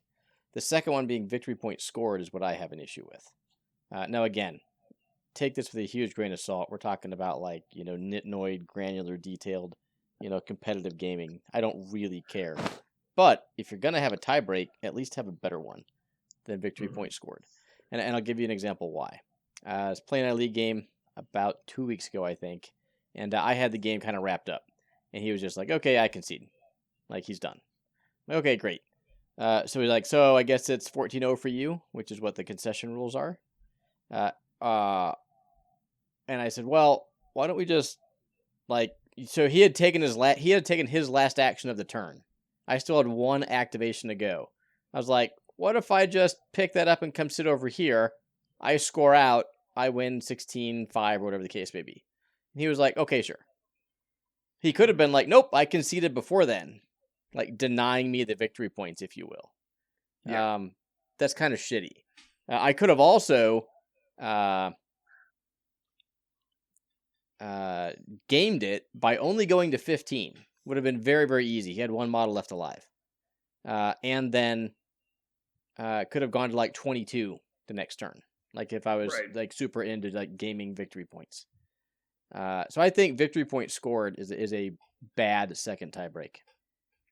I'll break there before I have further comments. I think that's a good place to stop. And my big problem is what you guys just said is with concession. Like as soon as somebody concedes, it invalidates a lot of conversations when it comes to using victory points. I really struggle with it. That's one of the reasons why, and I'm sure somebody who's done more tournament organizing and construction than I have can have a better idea than strength of schedule. But the victory points thing, to me, goes directly out the window as soon as somebody concedes, because concession just screws that. At the same time, I know that strength of schedule also gets completely screwed if somebody says, I'm out of the tournament. I don't want to play no more. I don't know what that does to strength of schedule exactly as people currently do it, but it can't be the same as somebody playing out the rest of the tournament. And actually finding out how all the chips lay if everyone plays all 5 rounds or 6 rounds, or whatever it is. So as soon as somebody bows out of a tournament, and I know you can't make everyone play a whole tournament because there's things that happen. However, that also must do something to strength of schedule. And I don't know if there's any way for anyone to prove to me, maybe there is, that there is some way to make me feel good. If my strength of schedule was excellent, or going very, very well, but I got 7th place because 2 of the players I played dropped after some round, and then therefore I could not accrue a better strength of schedule because of their leaving. So I'll hop in real quick. So Longshanks, which is what a lot of people use for tournaments for MCP anyway, has fixed that, or at least there's a setting to where they fixed it, to where they calculate your opponent's win percentage, not your opponent's win total. So some tournaments, especially using old software like Excel, will just like calculate the total number of wins your opponents had, divided by the total number of theoretical games if they'd have played, and that's your strength of schedule. What Longshanks is, I think, the default now set up to do is to not penalize opponents when they drop. So you have an 0-1 drop, they're only going to count 0-1 against them, not 0-6. Yeah. Now, having said that, if you're playing against someone who should go like 4-2, but you beat them like in the 2-2 matchup, and then they drop, then they are screwing you, right? If that kind of makes sense, like, yes, whatever. So that's really hard to get around. But your example isn't very good, but it is good. But the exact same you gave of 0-1, it actually averages to the same amount. 0-6, 0-1 is still 0% win. But let's say they went 1-1, and so they won their first round. You played them in the second round. You beat them. They go, oh, I was only here to win, and they drop. Well, now they have a 50% win record, as opposed to a 16% win record if they played it out and they only won one game. And so people that have mentally checked out that actually drop, if you're using an average strength of schedule, does not continue to hurt you, which is good. That Aaron is exactly correct on the point. I was just making sure that people understood that's how it works, is it takes the average wins. All good points that you guys have brought up. Yeah. I just feel... Jeremy, do you have feelings on either side of this? Not this part of it. No. Okay. Parker? Oh, I was just going to say that the best version of it would be everybody shows up for the tournament, everybody plays every game, everybody goes until somebody scores 16 or more points, and then they leave the table. And then you could actually say, look at all the people who scored. Let's determine, using this series of tiebreakers, what happened. But as soon as you use any one of those, the 2 we've talked about so far, which is strength of schedule and victory points, then you introduce the concept of the human factor, which makes those less valid. So I am firmly on the side of strength of schedule. That being said, it unfortunately is a very muddy area that there's no good answer to. Both sides have major flaws. The biggest flaw for strength of schedule is it doesn't really start working until round 3. And even then, it's flawed. And so once you get to 4 or 5 rounds, it starts becoming much better. And if you get to 6 rounds, it's by far the best. The problem is, because it's just basically a opponent's total wins, or opponent's win percentage is basically what strength of schedule is. If you play in first round, somebody who goes 1-2, and in round 2 you play somebody who goes 2-1, and in round 3 you played somebody who went 2-1, you have 5. It's total wins added together. But the problem is 3 other people did that. And so you have the exact same strength of schedule. That's when it becomes a problem. And now it's, you guys are tied again. Now how do we break the tie? Then you have to go to other weird stuff. So what I usually do, because I am such a strength of schedule person, is I'll do average opponent strength of schedule followed by total opponent strength of schedule. And so that way, if you had a drop, it starts taking that into account. And then the final one I do is Longshank Strength of Schedule, which is their like special formula they use. It's a little bit more granular, but it's still very similar. The problem is it's all based on the original numbers. What I used to do for War Machine is you did opponent strength schedule, and then you did opponent strength of schedule, where you evaluated their strength of schedules and applied it in reverse to you. And so that was actually my favorite way of doing it. But the problem that Parker brought up with victory points being included at all is if you get to where, a perfect example, concessions. It's like there's a lot of different ways you can score victory points. So if we say total victory points scored, and like Aaron's example, his opponent concedes on him when he's about to score higher than 14. Not only is that something that can happen, it's actually in your opponent's best interest competitively to do that if you're in the same bracket. Because he's limiting your tiebreakers at the end of the season by making your maximum victory points lower. Like, let's say you guys were tied 21-21, and then on that final turn, it looks like you're going to go up 27-22. He just concedes and you're capped at 14. Which makes no sense, but there's also no rule against it. It's not even, you could argue it's bad sportsmanship, but it is objectively in his good interest to make that decision, and it's a decision he's allowed to make. So how could you penalize him for it? Yep. This is something that happens at high level 40k, or used to back in the day before they changed the way scoring works. When they had their famous soft scores where people would give you sportsmanship scores. Well, if you go to Adepticon and you're grading your opponent's sportsmanship and painting, then you would just always grade them badly because you're in the same pool of competitors.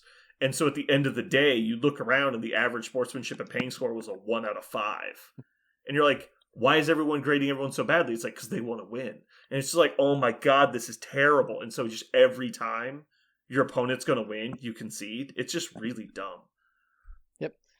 So I agree with you. Strength of schedule is great. For people who don't like to do a bunch of complex calculations, that's why victory points is very easy. I would argue, and I like what Charles did LVO, instead of victory points scored, you use victory points given, like opponent's victory points. And if there's a concession, you just freeze the points as they are.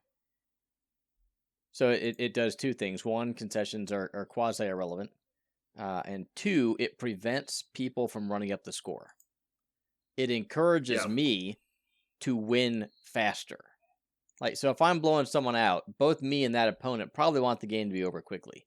Right? No one wants me to milk the score to 15 so I can then go to 22. Like, other than me trying to milk the score, right? That's just stupid. So let's just play the game as quickly as we can. Let's get it done. And if I win 16-5, then great. I will get 5 points or -5, or whatever the case may be.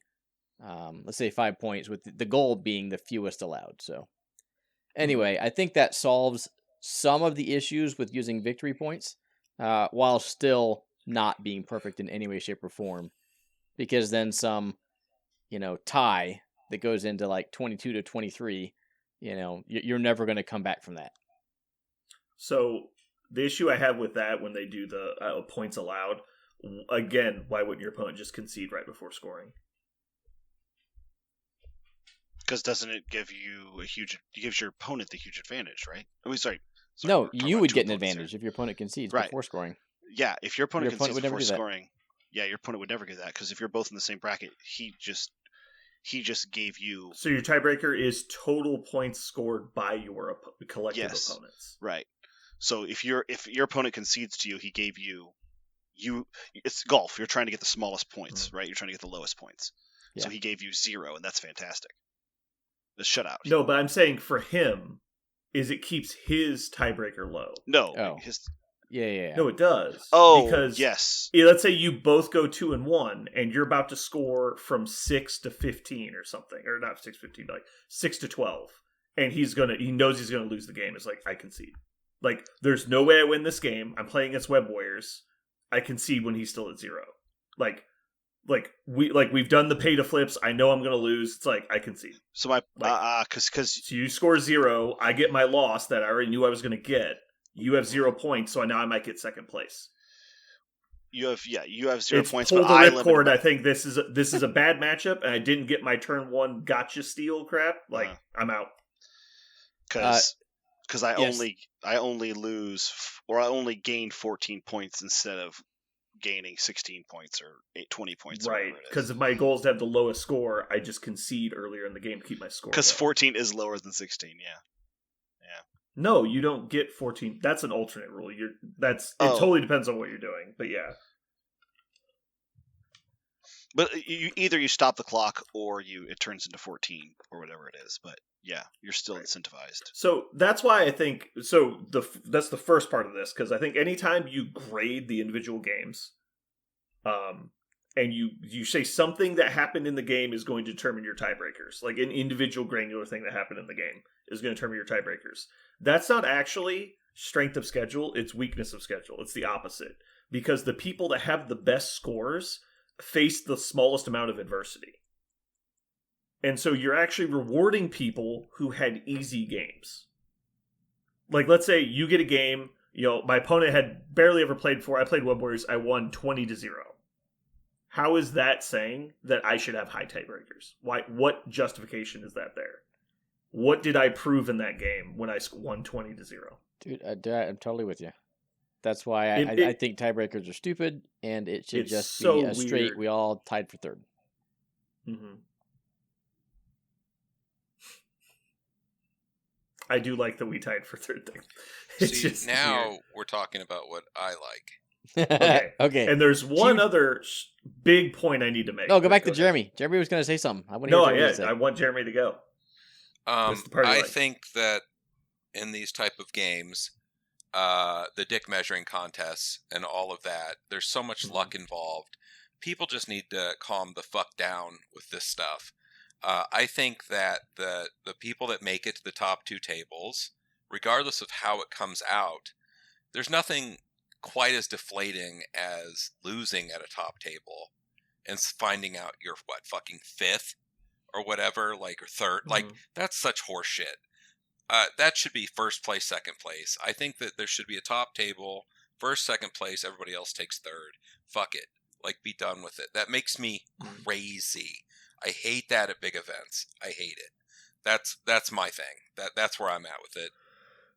That's a good point, Jeremy. What Jeremy is referring to is referred to as the top table variant or final table variant.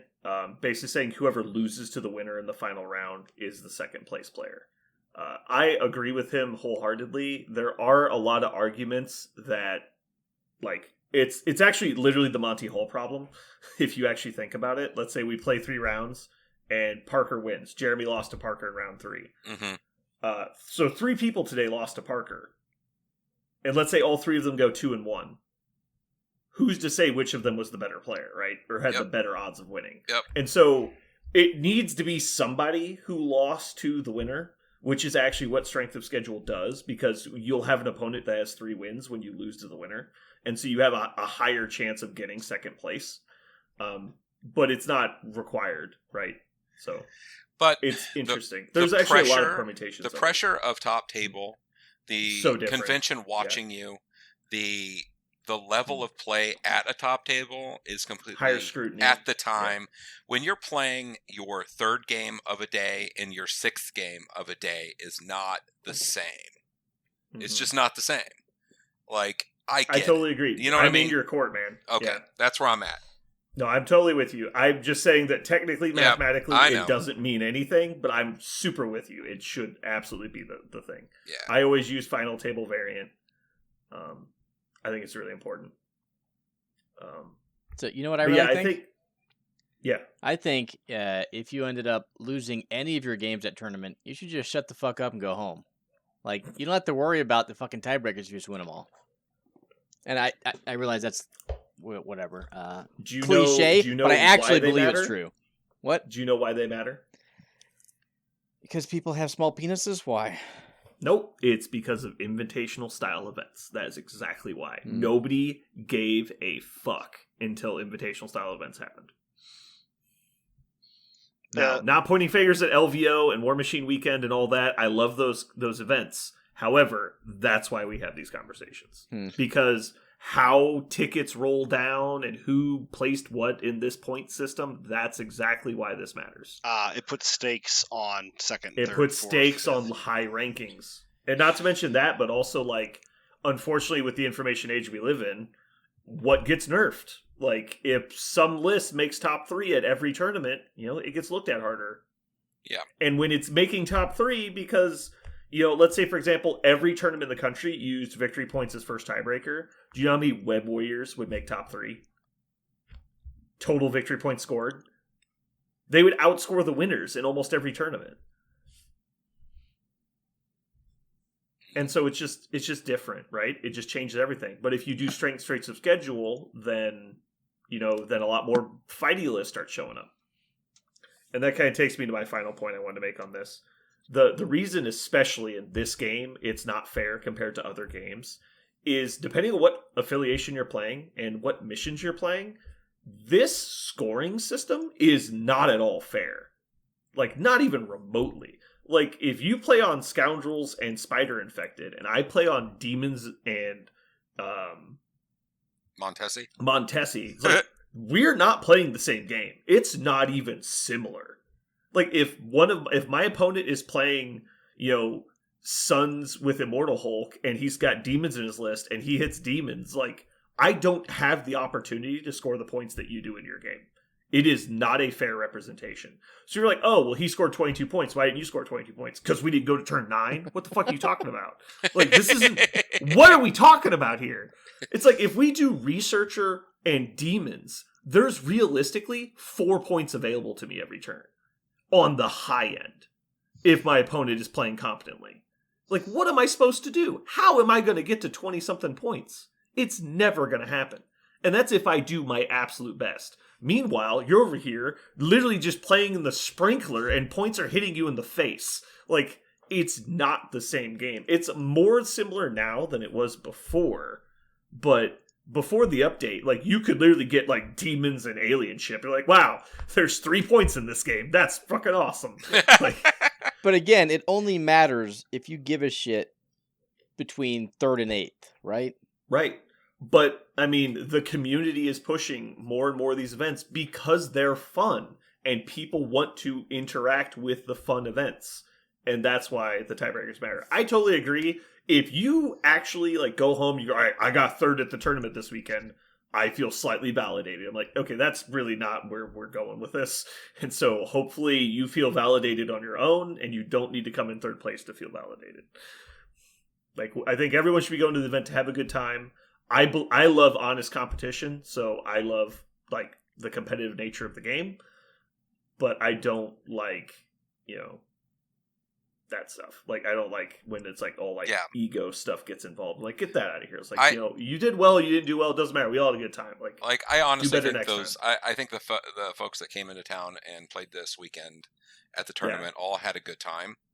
And this was one of the first tournaments, probably ever, where I lined up against someone who obviously was newer, and I was like, we're just going to go through it at your speed, and just play the game.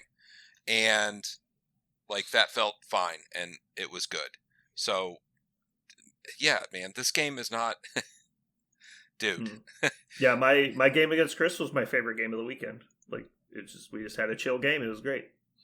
But then you have to really line up with the same goals, right? Like, I knew what Parker was up to, and I knew what I don't know his name. I feel bad about that. But there were just 2 different goals.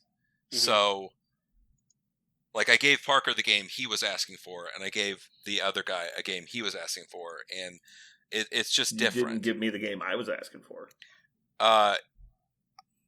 You'll never get the game you're asking for. But I just want a game, Jeremy. I know. You'll never get it. Anyway, yeah. Marvel's at a weird state right now. It really is. So, back on the topic, the tiebreaker situation. I unfortunately, I don't think there is a correct answer. I would love to sit here and tell you, everyone should be doing this. Please do this from now on. It isn't there.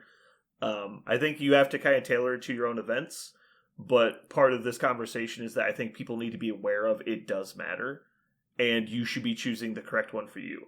If you're doing a small size venue, maybe doing differential of victory points is fine, but if you're doing a larger event, and not larger like convention level, just like if you have more than 8 people, you should probably be doing some form of strength of schedule involved in your tie-breaking. You should also be using some kind of tournament software and probably not doing it by hand. And if you are doing it by hand, make sure you explain to people what the tiebreakers are before the event. Because, like we said, with the scenarios are not fair, if you are going to use some of the in-game results as part of your tiebreakers, people need to know that in advance, and they might make different decisions about what they decide to play. Like, if you're doing opponent's victory points scored as your first tiebreaker, you probably aren't going to play that many attrition lists, because every point you give up, like, I've won games 14-0 as the 0. And, like, so if you are trying to table them and just ignore points entirely, that's a worthless strategy unless you're going to go undefeated. And because you're going to think that you're placing really badly, but they're just grading something you're not trying to do.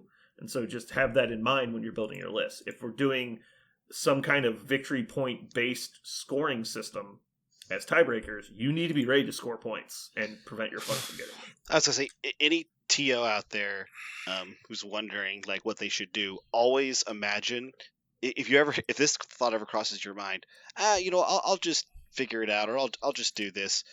Just so you know, there are people coming to your tournament that are going to be incredibly invested in whatever strategy you're setting up, and they are going to be gaming the shit out of it. That was always the thing. In Star Wars X-Wing, tiebreakers were a big deal. It was about victory points in that game. Models lost, basically.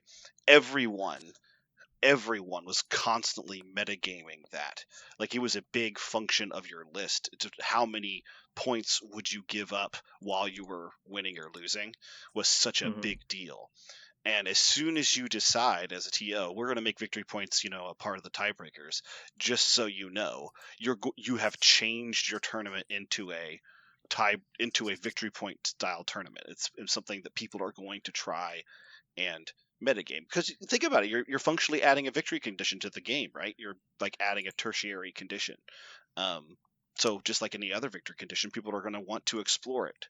They're gamers. They want to explore victory conditions.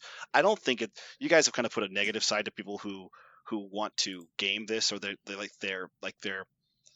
have big chips on their shoulders, or they have no ego and they can't manage loss. I actually think it's something totally valid. If you set up a game system, and part of that game system has a component that you can game against, you should feel perfectly validated in trying to create an advantage there.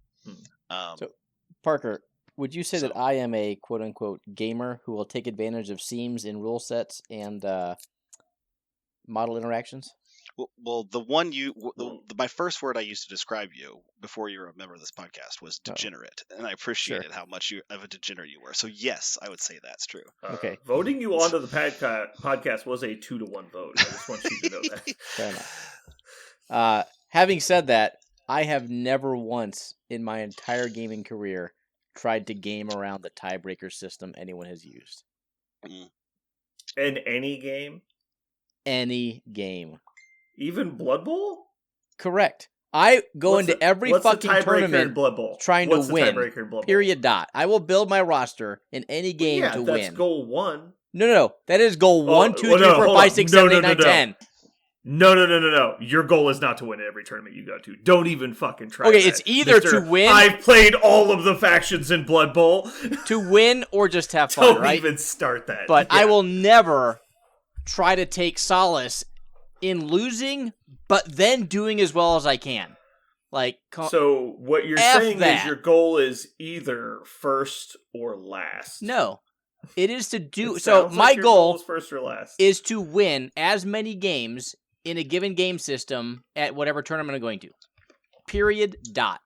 That's either like a 4 and a 4 game tournament. Great. If I win 3, I went 3-1. I don't give 2 shits if I went 3-1 and came in 2nd, or 3-1 and came in 8th. I don't know. That's probably just me, because you guys are saying like this is super important. I just want to point out that I'm a hardcore gamer who doesn't give a shit. about I- tiebreakers. Well, I'll I say think this. less of you. Well, You think less of me?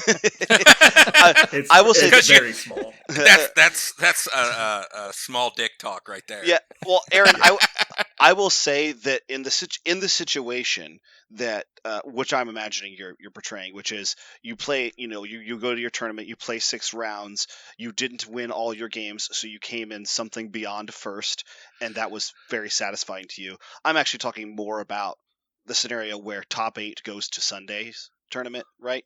Where top 16 goes to the next tournament, and those are determined by some sort of tiebreaker.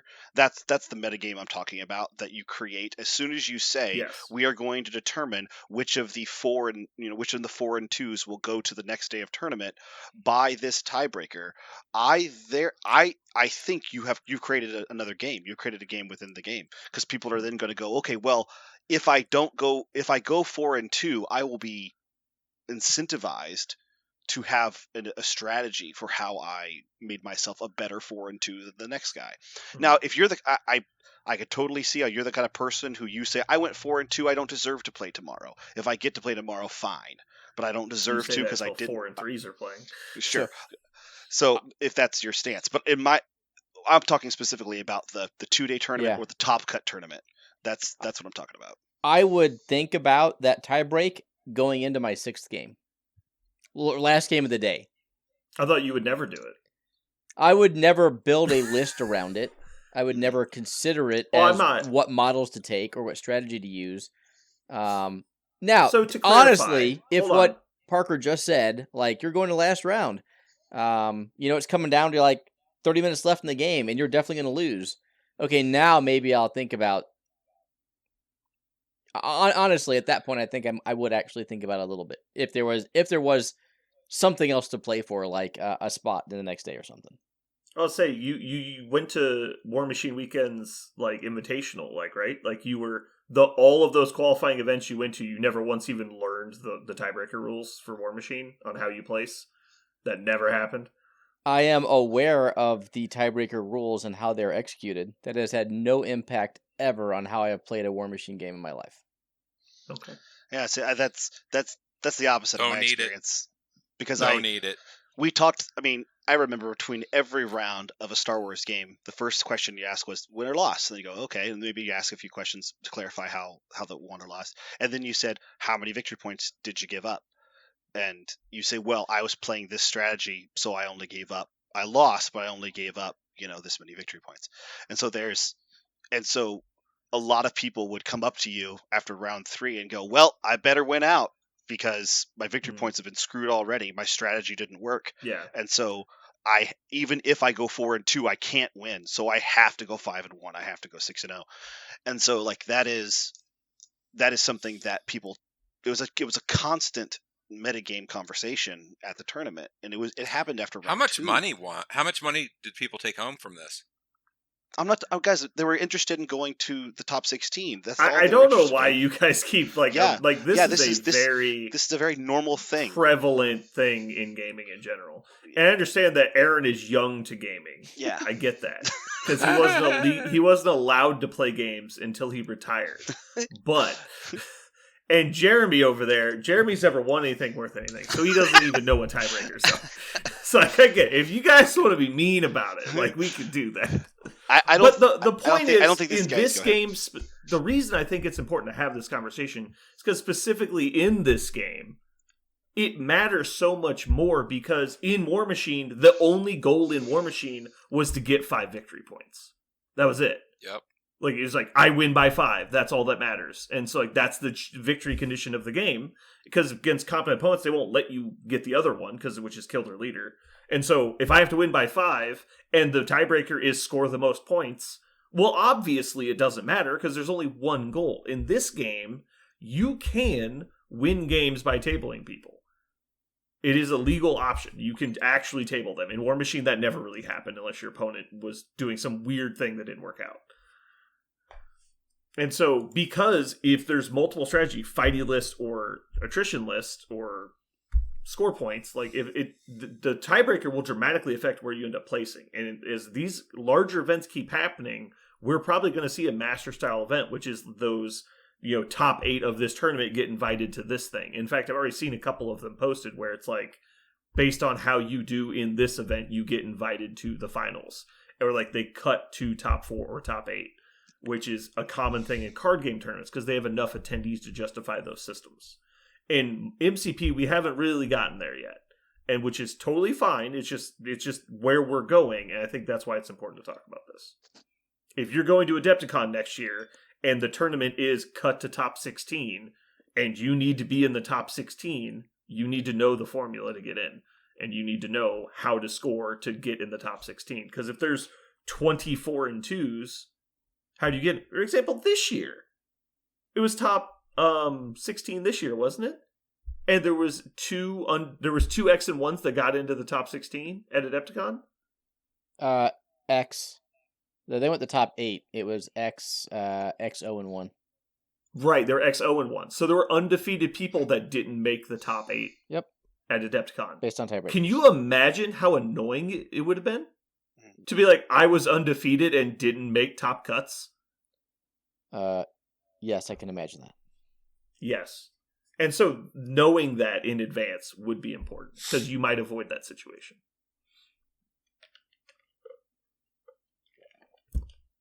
But anyway, that's why I think it's important to talk about. Oh, and I will defend that anybody who ever thought I'll make sure to have a strategy into this tournament to see if I can win tiebreakers. If you thought about it just so you could be, third place out of 8 people, then yeah, you're probably trying to stroke an ego. But if you're trying to get top 16 at a 85 person tournament, you're probably just a gamer. You're probably just playing a game within the game, and that happens all the time. You should feel perfectly validated to do so. I mean, there's no question in this game already. There's a better strategy. Scoring points is always going to be better than trying to fight people off a table. And so your list has to be so incredibly fighty to even justify that it's not even close. So yeah, just be aware that if they're going to continue to use tiebreaker systems that reward one style of play, just be ready to embrace that style of play. Which is why I don't like ones that embrace certain styles of play, because I don't like being forced into certain affiliations. All right. That turned into a very strange conversation I didn't expect. Oh, I think it was a good one. I think we hit upon. I think we all had a lot of good points. I also think we hit upon like a difference in philosophy I did not expect that at all. Yeah. Okay, Parker. Next week's topic, just so you're aware, is STDs. Good grief. Okay. Do your homework. Okay. Super tough dudes? Yes. That's an odd topic. Super tough dudes. What else does it stand for? Should I just do a Google image search? Well, yes. No. Safe search off. All right, well, we better get out of here because I think Jeremy fell asleep like 4 times. This is 100% Parker's fault. It's me having mini strokes. Thanks. Parker rambled so long. Listen, he's concise. What was the word you said? Efficient. No, efficient. I did not say that. I tried to describe others as efficient. Oh. Well, at first it was the inclusive we, and then it was the royal we. Yeah. it was like, not me. I've decided I was born a rambling man. I just got to stick it up. I just got to stick with it. Okay. Well, that's going to do it for us this week. Hopefully you guys enjoyed our rambles. Stay tuned for a very long pre-ramble. This has been Brandon. And Parker. And Jeremy. And Aaron. And remember, you're either first or last. In Diablo 4. We did it. Not only did we do it, we did it so fast and so clean. It's perfect. I just want to point out, I don't always belch after the start on purpose. It's just a natural effect of me drinking soda and then doing the 15-second intro. And then at that point, I need to breathe, and that's when I burp. Mm-hmm. So you're saying you're... Okay. Jeremy, are you watching wrestling? No. I'm leaving. I'm leaving game right now. I have to leave it. Mm-hmm.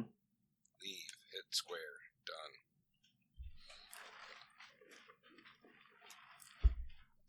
Now I'm just gonna look at this girl staring at me. It's fucking creepy. Mm-hmm. Okay. Whose fault is that? Okay, so speaking of Always Sunny reference, I finally got to Lethal Weapon 7. Okay. Yeah, because 7. Lethal Weapon 7. Okay, yeah. That is the, as far as I know, that's the first reference. That's the PC one. Yes, right? yes.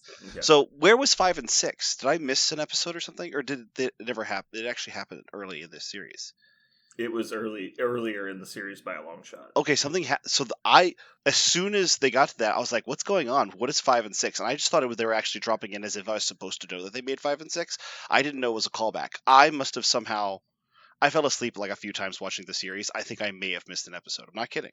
It makes me really. It's definitely not one episode. It's multiple episodes. How did I miss the Lethal Weapon episode? So, So Lethal Weapon 5 is when they go to work at the high school, Charlie and Dee, and Charlie becomes the janitor. Dee tries to become the acting teacher. Yes, I watched. I watched that one. So they show their movie Lethal Weapon 5 to the kids as an example of when blackface is appropriate. Oh, that's right. Okay, Yeah. so it's not they don't have full episodes devoted to the making of the films. Then okay. on Lethal Weapon 6, they make the movie in the show. That one I don't remember. Okay. The game makes Lethal Weapon 6. The episode is they're making Lethal Weapon 6.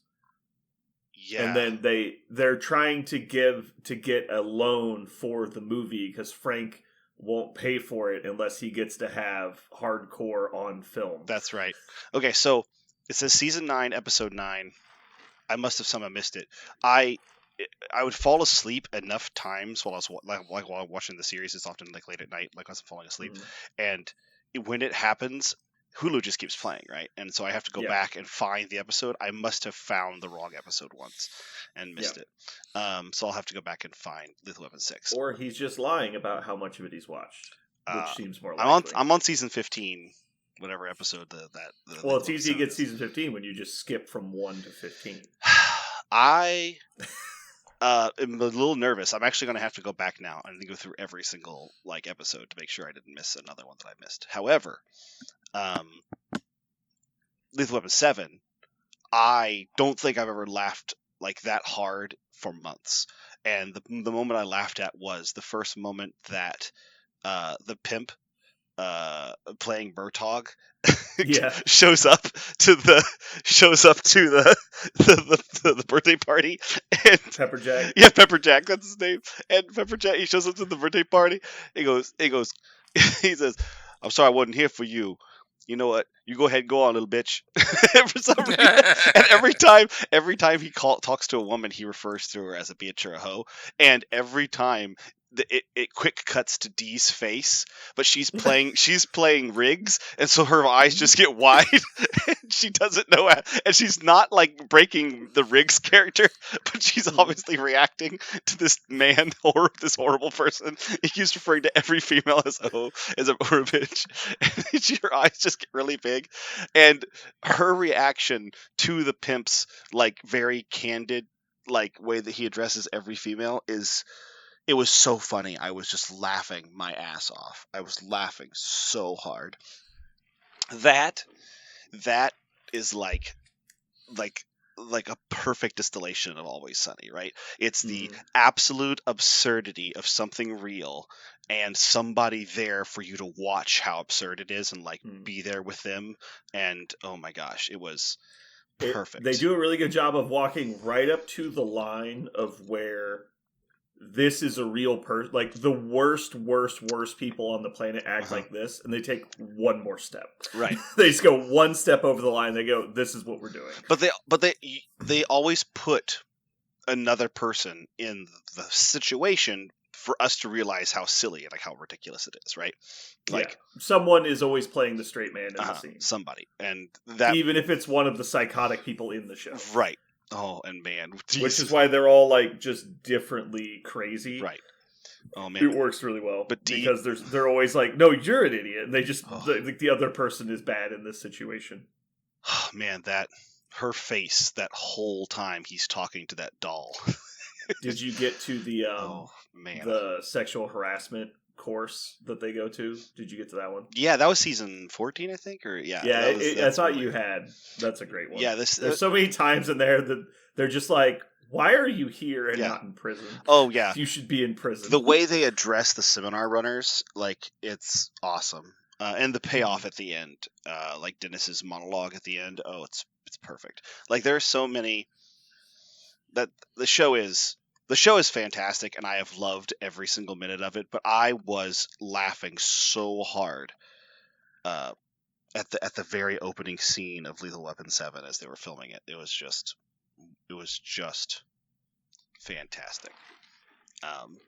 I was laughing so hard I almost called you, and the first thing I was going to say was his line from Lethal Weapon 7, just to see if you would get it immediately, because it's a real, like, it's not like particularly notable. It's just the way he said it and Dee's reaction. Oh my god, it was wonderful.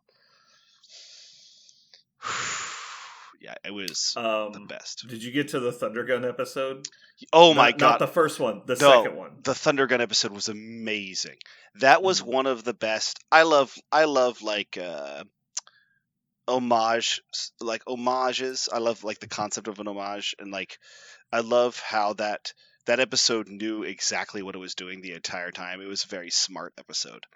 I liked it. It was a great critique of like modern moviegoers. It's funny, we just talked about like cinema, When right? theaters Yeah, keep going, yeah. At the end of cinema, the beginning of cinema, like what does it mean? And the Always Sunny like group. For people Oh. that haven't seen the episode, this isn't really a spoiler. So the opening scene is the gang is at a mall and they get asked to watch a movie and give a review of it. And the movie they end up agreeing to doing. I can't remember what it's for. They get like a free Slurpee or something, like something silly. But they're like, "Oh, I'm getting that free Slurpee," so they go sit down to watch this movie at the mall. And it's Thundergun Express 3, I think it is, whatever, the new Thundergun. And so they all freak out. They watch the movie and then they hate it. So they try and give it a bad review. And then they're like, "Well, how often do you go to the movies?" Like, "Oh, we don't pay for movies." Like, they're just like, they're the worst people. The funny thing is that revelation happens like maybe 20 minutes into it, where they're so opinionated and they're so sure that they're the thing they love, the cinematic experience that they've come to appreciate their whole lives is coming to an end.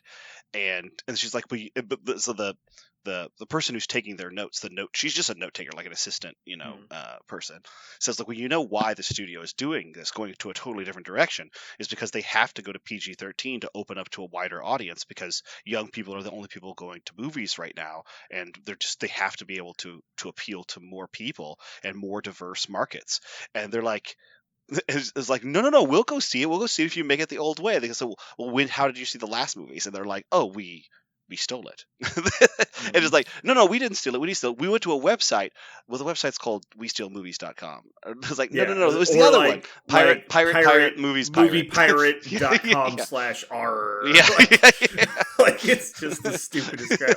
And there's like, that's stealing. Oh, we stole And then it. they basically start this internet backlash where the fans of the movie franchise go on the internet and complain about the movie until eventually they put it back to the original style. And then they read in the newspaper it bombs at the box office. They're like, oops. Well, yeah, so yeah, did that come out? We totally forgot. They leak the movie because Frank recorded the whole thing, and when it gets leaked, the internet poo-poos it because it's a different direction, and everybody boycotts it basically before it even comes out. They never film that. They never air that movie. They air the next movie, which is like Return to the Roots of Thundergun, and the gang is sitting there like, hey, apparently this is going to be totally different than the one we screened. Oh yeah, we should. Or we can you just watch it at www.piratemovie.r. It's like, yeah, let's just do that. And so of course the whole point is they worked to undermine this movie, and yet they still don't actually patronize it. And just continue to ruin the franchise as bad patrons. Yeah, it is absolutely. It was great. Perfect tone, no notes. Let me know when you get to the finale of 15, because I want to know what you think. Oh, also, 2020, a year in review. Oh, that was Yeah. fantastic. You're close. It's a short season. 2020, a year in review. Oh man, that just made me so happy. That the whole wait a minute, you weren't in every single major event in 2020. You made yeah, we the were. weird bird hat things that the guys at the Capitol were wearing. It's like you were at every single major. You were not in every single event. Well, why not? Because you're not Forrest Gump. Like that line, because you're not Forrest Gump. They basically just do like if Forrest Gump was a terrible story about terrible people who ruined things. Oh, and the end, I belly laughed hard.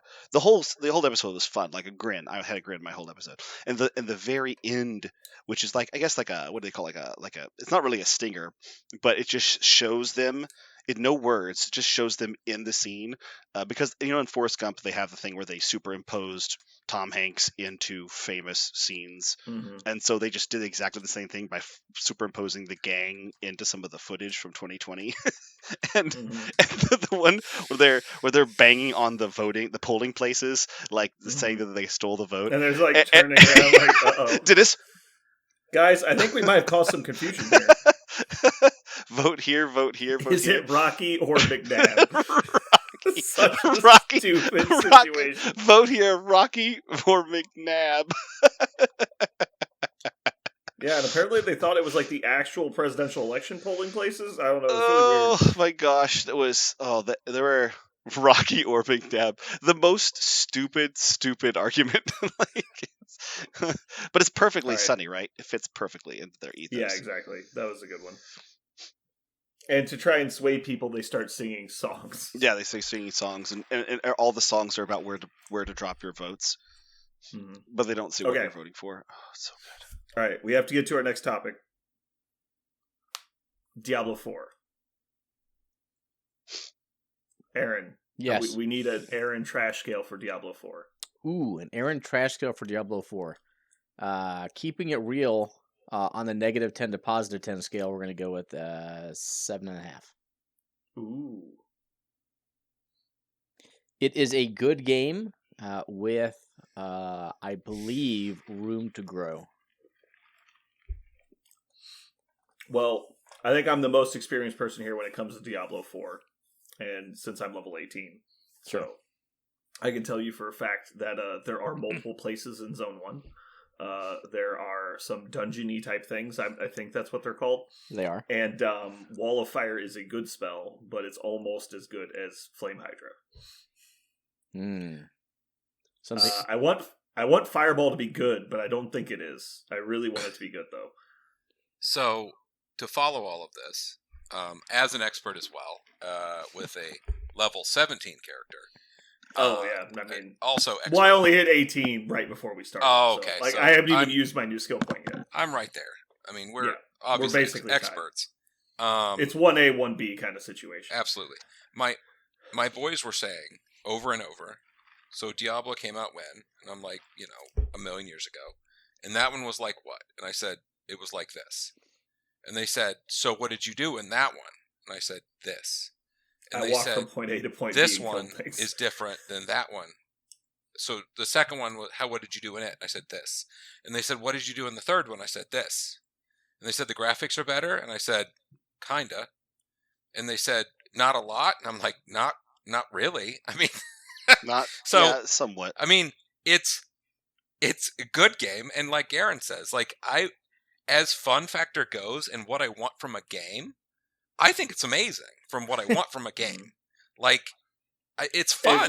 I fucking dive in. I can let it go at any time. Just put it down. I'm fucking and it'll beat your ass for a while, and you're like, let me switch my weapons around and kind of look at this thing a little differently and fucking leave it. And then come back to it and, look at some gold items and some things. You hear some clinky sounds and you go, ooh, something fell. You get excited for a second, but then you go to work. And who gives a shit? I love that. Yeah, what I've already experienced from Diablo 4 is I already think it's a better game than 3, and that's just with the small amount of the game I've experienced. Because my problem with Diablo 3, beyond its issues at launch, it was just a very flat game. There was not a lot of variety of things you could do, And I understand it's still Diablo. You're still doing the same shit. It's just spamming Yeah. combat. It's like Gauntlet, right? But it's so much more interesting when you're not just walking in the same 3 places over and over again. Like Correct. there's little I like tiny narrative events. Like there's like I can go do stuff, and like it matters a little bit more than me just killing random mobs out in the wild. And so I've been liking it more already, and the diverse maps have been better. I didn't like how on rails Diablo 3 felt. It's like once you finish the story mode, which you have to play through 11 times, and then when you get to the end, you're like, now what? Now you just go into this endless dungeon called a Rift and kill things on an endless map, basically. And I'm like, oh, well, that's it? Like, there's nothing else to do? So it's just like infinite gear grinding. I'm like, that's entertaining for like an hour, but then you get bored. The only thing I will say about it, and the thing where it makes me say it's samey with most of the other ones, is once you kind of dive in and you're in the middle of a zone or whatever, and it has that Michael Bay Transformers movie effect where everything's a foot and a hand and a face and a weapon and a bullet. Like, who knows what's fucking happening? You're just swinging and like it's just a mess. A mess of shit is happening and flying, and I just wish it felt a little cleaner at times, because you can't just, like, see. Like, I can't tell what the fuck's happening half the time. Well, probably, so when you do the gamma adjustment at the very beginning, you should cheat. You should turn it up higher. No, you just won't be able to see anything. Yeah, I turned it up a bit, and it's a little better, but it's still kind of a shit show halfway. It just is. Yeah. I hate the mobs that spawn in from like being ethereal, and so it's kind of like they just fade in the middle of the screen. Mm-hmm. I hate those mobs because they're just annoying. It's because I don't even register them until they get a health bar, basically, because there's so much shit going on the screen. Yeah. And so it's like all of a sudden there's people standing next to me. I'm like, what the fuck's going on? Like, where'd you come from? And so I think I'm missing people that I just walk past, but really they're just spawning on top of me. It's just annoying. I fucking hate those guys. I was glad to see, because, I mean, they made at least these levels very, like, you're kind of a god amongst mortals, right? Like, you're walking around just kind of, like, destroying shit. And I was kind of like, okay, I have it in the hardest mode I can have it. And I'm kind of destroying the earth. And I'm like, okay, I remember how this game generally works. It's generally not this easy. And then I got to one of the first bosses who flattens me. I'm like, okay, whoa, okay. Yeah. So, and then I'm like, okay, this is how it works. The little normal mobs, you're fine, and you get to, like, practice. And then the actual bosses you got to figure out. Okay, I got it. Yeah, a lot of it is also, too, just like, it's at any moment shit can go sideways, right? Because you don't know when some elite thing is going to spawn and shit on you. And so you have to, like, the be mega cautious. Green elite, Yeah, be cautious. It's like an anime fight, right? You never go hard all in until you know what's going on. And so you just, like, DBZ slowly turn up the temperature over time. Mm-hmm. And you're just like, and then something big drops out and you just throw all your cooldowns at it. And you're like, go away. Yeah. But it is fun. I mean, I'm going to give it that. Like, I'll give it a 10 out of 10 for fun scale. As for games and beautiful and stuff, I mean, for me, one of the most beautiful games and most fun games, like, they've made. I think World of Warcraft is just a beautiful, fun game to look at. I think everything just seems so much cleaner and crisper than this. But that's just my opinion. I mean, it's supposed to look like a cartoon. Yeah, so it's going to be brighter. It just does. It just, I don't know, just a different art style that is. To me, I can see what the fuck's going on. In this, I can't. It's also weird that you don't. They're like, you know what? Everyone's used to using a camera. Fuck that shit. You don't get a camera in this game. We're going old-timey. You get no camera. You go where we say you look. You look where we say you look. Mm-hmm. Which is so weird. Games don't do that anymore. Like there's not a lot of top-downs anymore. Well, yeah, and if there is a top-down, mostly you get some sort of control. You don't get none. Like, you can't look around. I didn't think about that, but I had 0 issues or complaints. No, all it did is it made me feel a little bit, and the thing is, we're in dungeons, right, most of the time. Yep. So if you're going to feel cramped, which it does make you feel a bit cramped because you can't look. So that was one effect that it does create, is that whole sense of, like, you can't look at your environment 100%. You're kind of stuck. Yeah. And as an Elden Ring player, Like, I'm used to be able to look at everything all the time and worry about everything. This game doesn't have that same effect. Like, you just blow the shit out of it, whatever. It's like all over the place. It's just different. It's also nice not to have to worry about auto dying every second of every move you make. So if there's one concern I have, so I just beat the campaign right before we Yep. started this cast. I ended up dying like 3 times in my mid-30s. I ended up level 47, and I just basically face tanked the end boss. And it was fucking easy as hell, which is a little disconcerting. So when I think back to Diablo 3, I want to say bosses were both a skill and a gear check. So there was a mechanic that the boss had, like, we're going to telegraph this, and then we're going to do that thing I telegraphed. And then you kind of had to memorize, okay, big smash, followed by AoE, followed by they disappear. They do that 6 times. If they get to 7, they just fucking own you because you took too long to kill them. Something like that, which I actually like, because you have to learn the fight. So there's the mechanics involved. And then there's the gear check that you can't just take five years to do this, no matter how good your mechanics are. Yeah. I don't have a sense that that's where this game's at right now. I think you said a little bit of, like, who the fuck knows what's going on? Like, I'm playing a Whirlwind Barbarian. I'm just like, I'm just spinning. I'm spinning. Oh, my health's low. I guess I should move away. Well, I guess I can move back now. So that might be something that they end up like patching later, because I wonder if they were worried putting this out. You know, if they're trying to scale it with where you're at, that's kind of odd. Like, it should be scaled to where, you know, because this is the first time they've done like an open world. yeah, They'd never have scaled it in this way. no, They're probably afraid of fucking the game up. Well, you cannot go to an easy area. That's what they've done. Like, the level, the area will always be your level. So if you just need to, like, I want to go practice my build on some easy guys, like, that doesn't exist, as far as I know. Mm-hmm. Go I'm ahead. gonna say the little horde bats or whatever. You walk out of town, you're like, oh, they're just little horde bats, no big deal. And you're like, oh fuck, Jesus Christ. Now, what I will say is, mounts, fuck yeah.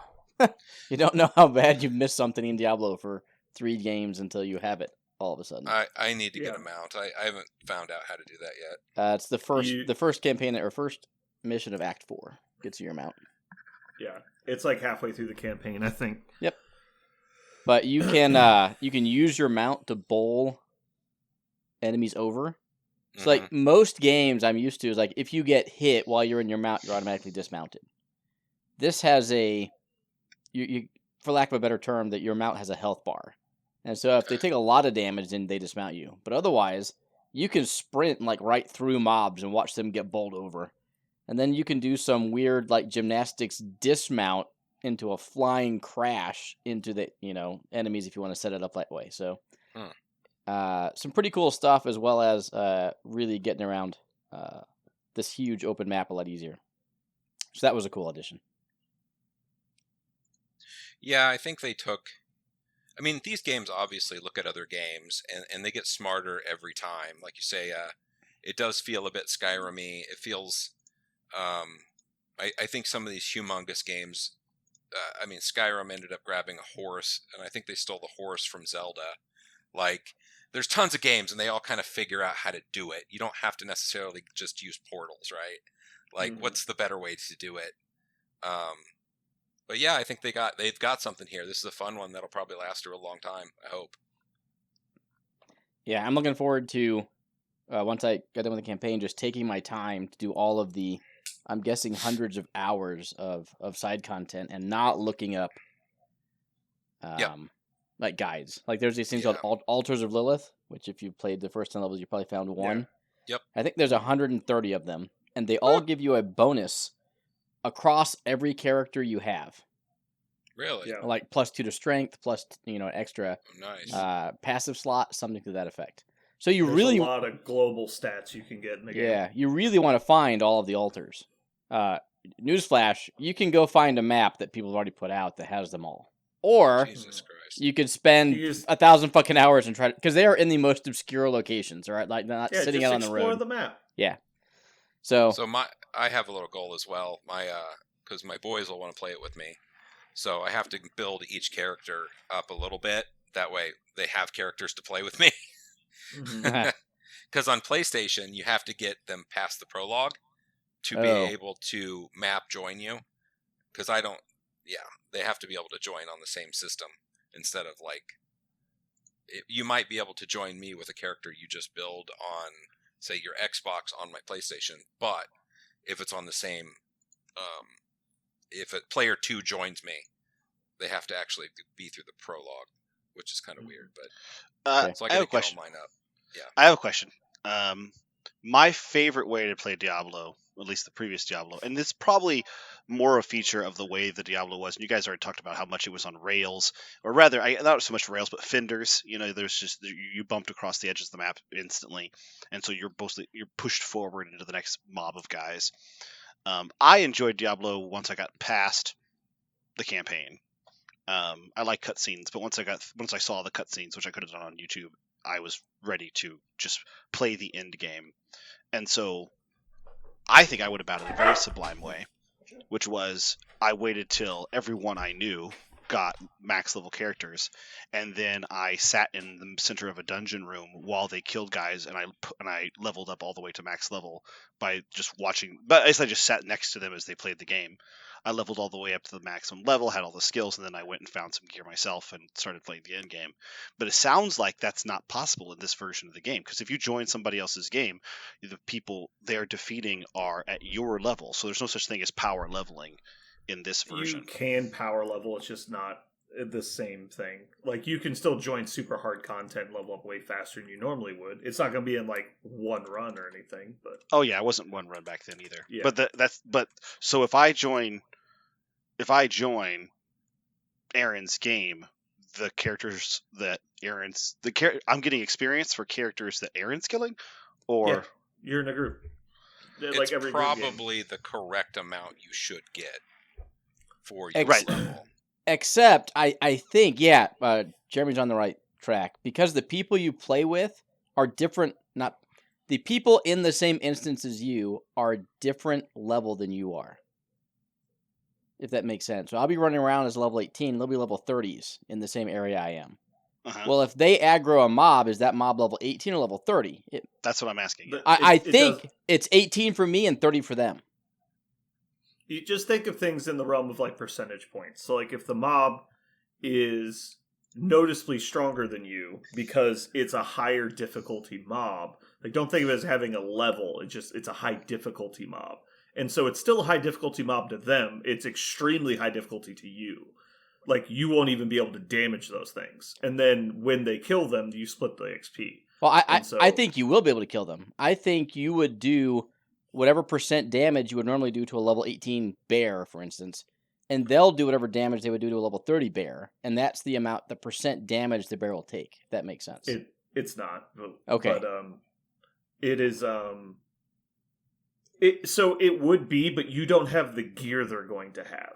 Like your base damage is still your base damage, but like any Diablo, all of the gear you have is going to multiplicatively increase your strength. Right. And so you just won't have that stuff because you're going to be so under-leveled that you can't equip the gear that's that good. For example, And so, Go ahead. like, I did a dungeon last night with my friend Ryan, and he was one-shotting everything in the dungeon, and I literally could do, like, one single point of damage to them. It was completely worthless. I could stand there and unload my full combo on them 10 times. I wouldn't see their health bar move. And he's just one-shotting them. that's because he's using multiplicative things between his abilities and his items, and they're Yeah, he's like capable- level 70. right. They're gonna- And so we did one dungeon. It took about 5 to 8 minutes, and I got like 3 or 4 levels out of it. And so Okay. we were just like, okay, it works. And then That- we just stopped. that's the kind of lowbrow so shit he I'm could- into. He was able to do that with you. Okay. Yeah, I see. but we couldn't raise the difficulty above difficulty 2 because I hadn't completed the story mode yet. And so as soon as you complete the story mode, like if you just super speed run the campaign, you remove the difficulty cap, and then you can just super power level. Because you can go into like super high level content, like high level dungeons and stuff. Okay, that answers my question. What do I need to do to get into that lowbrow kind of shit? I'm into it. I think you'd actually enjoy the campaign because it's a lot more. It's a lot less, third grade reading level story mode.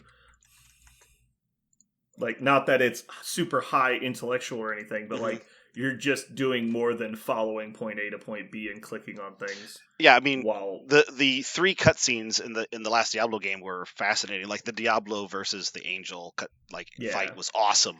But the storytelling in those games is so terrible. I had no idea it was about to happen. Like when it happened, I was like, okay, this is awesome, but I don't know why this is happening because yeah, the you'll probably storytelling end up is so skipping bad. a lot of the cutscenes because a lot of the cutscenes in the early games specifically are just kind of like random, dialogue.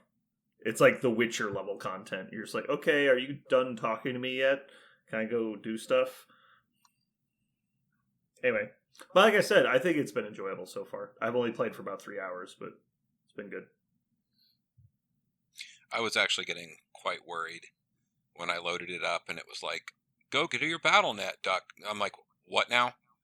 So then I was like, all right, hold up. That's Okay. that's big danger time because they want Jeremy to know a login, which is Whoa, already asking too much. No, Yeah. listen, I had BattleNet on an old-timey Hotmail account. And they needed the Hotmail account and also my old-timey password. And I was like, of all the things that dementia has taken from me, Yeah. that was not one of them. So I clicked that fucker in there and it worked perfectly. I was like, yeah! I dove right in. Oh my god. But I was like, really? So I got on the BattleNet and I was like, oh my god, I can't believe I remember that fucking thing. Because I thought, okay, cool, that's fine. I'll just be able to... Because I knew I needed to be online for this stupid thing. But I figured it would be some sort of... Didn't you play Diablo 3? Yeah, but when it very It was first... BattleNet? Yeah! Yeah, 10 years ago. Okay. 11, because it was when my... Was it? No. It was a while ago. It was like almost 10. Yeah, it was. I think it was actually just over 10. Yeah, because my kids were born right around then. Yeah. So yeah, I snapped that code in there and was like, that was back in the day when I probably had a fucking Hotmail account. So yeah, that scared me to death. I was like, really? I downloaded this game, I'm not going to figure this out? Well, I guess you could have done it on the website, but you have to log into BattleNet to buy the game anyway. Nope, not on PlayStation 5. Oh no, because you did it on console. Yeah, I already had it. You're weird. I had a game that was then forcing me to do some other thing that didn't seem like I was going to be able to do it easily. And then Jeremy gets enraged and starts like deleting things. And I always forget that you don't own a computer because you're afraid of them.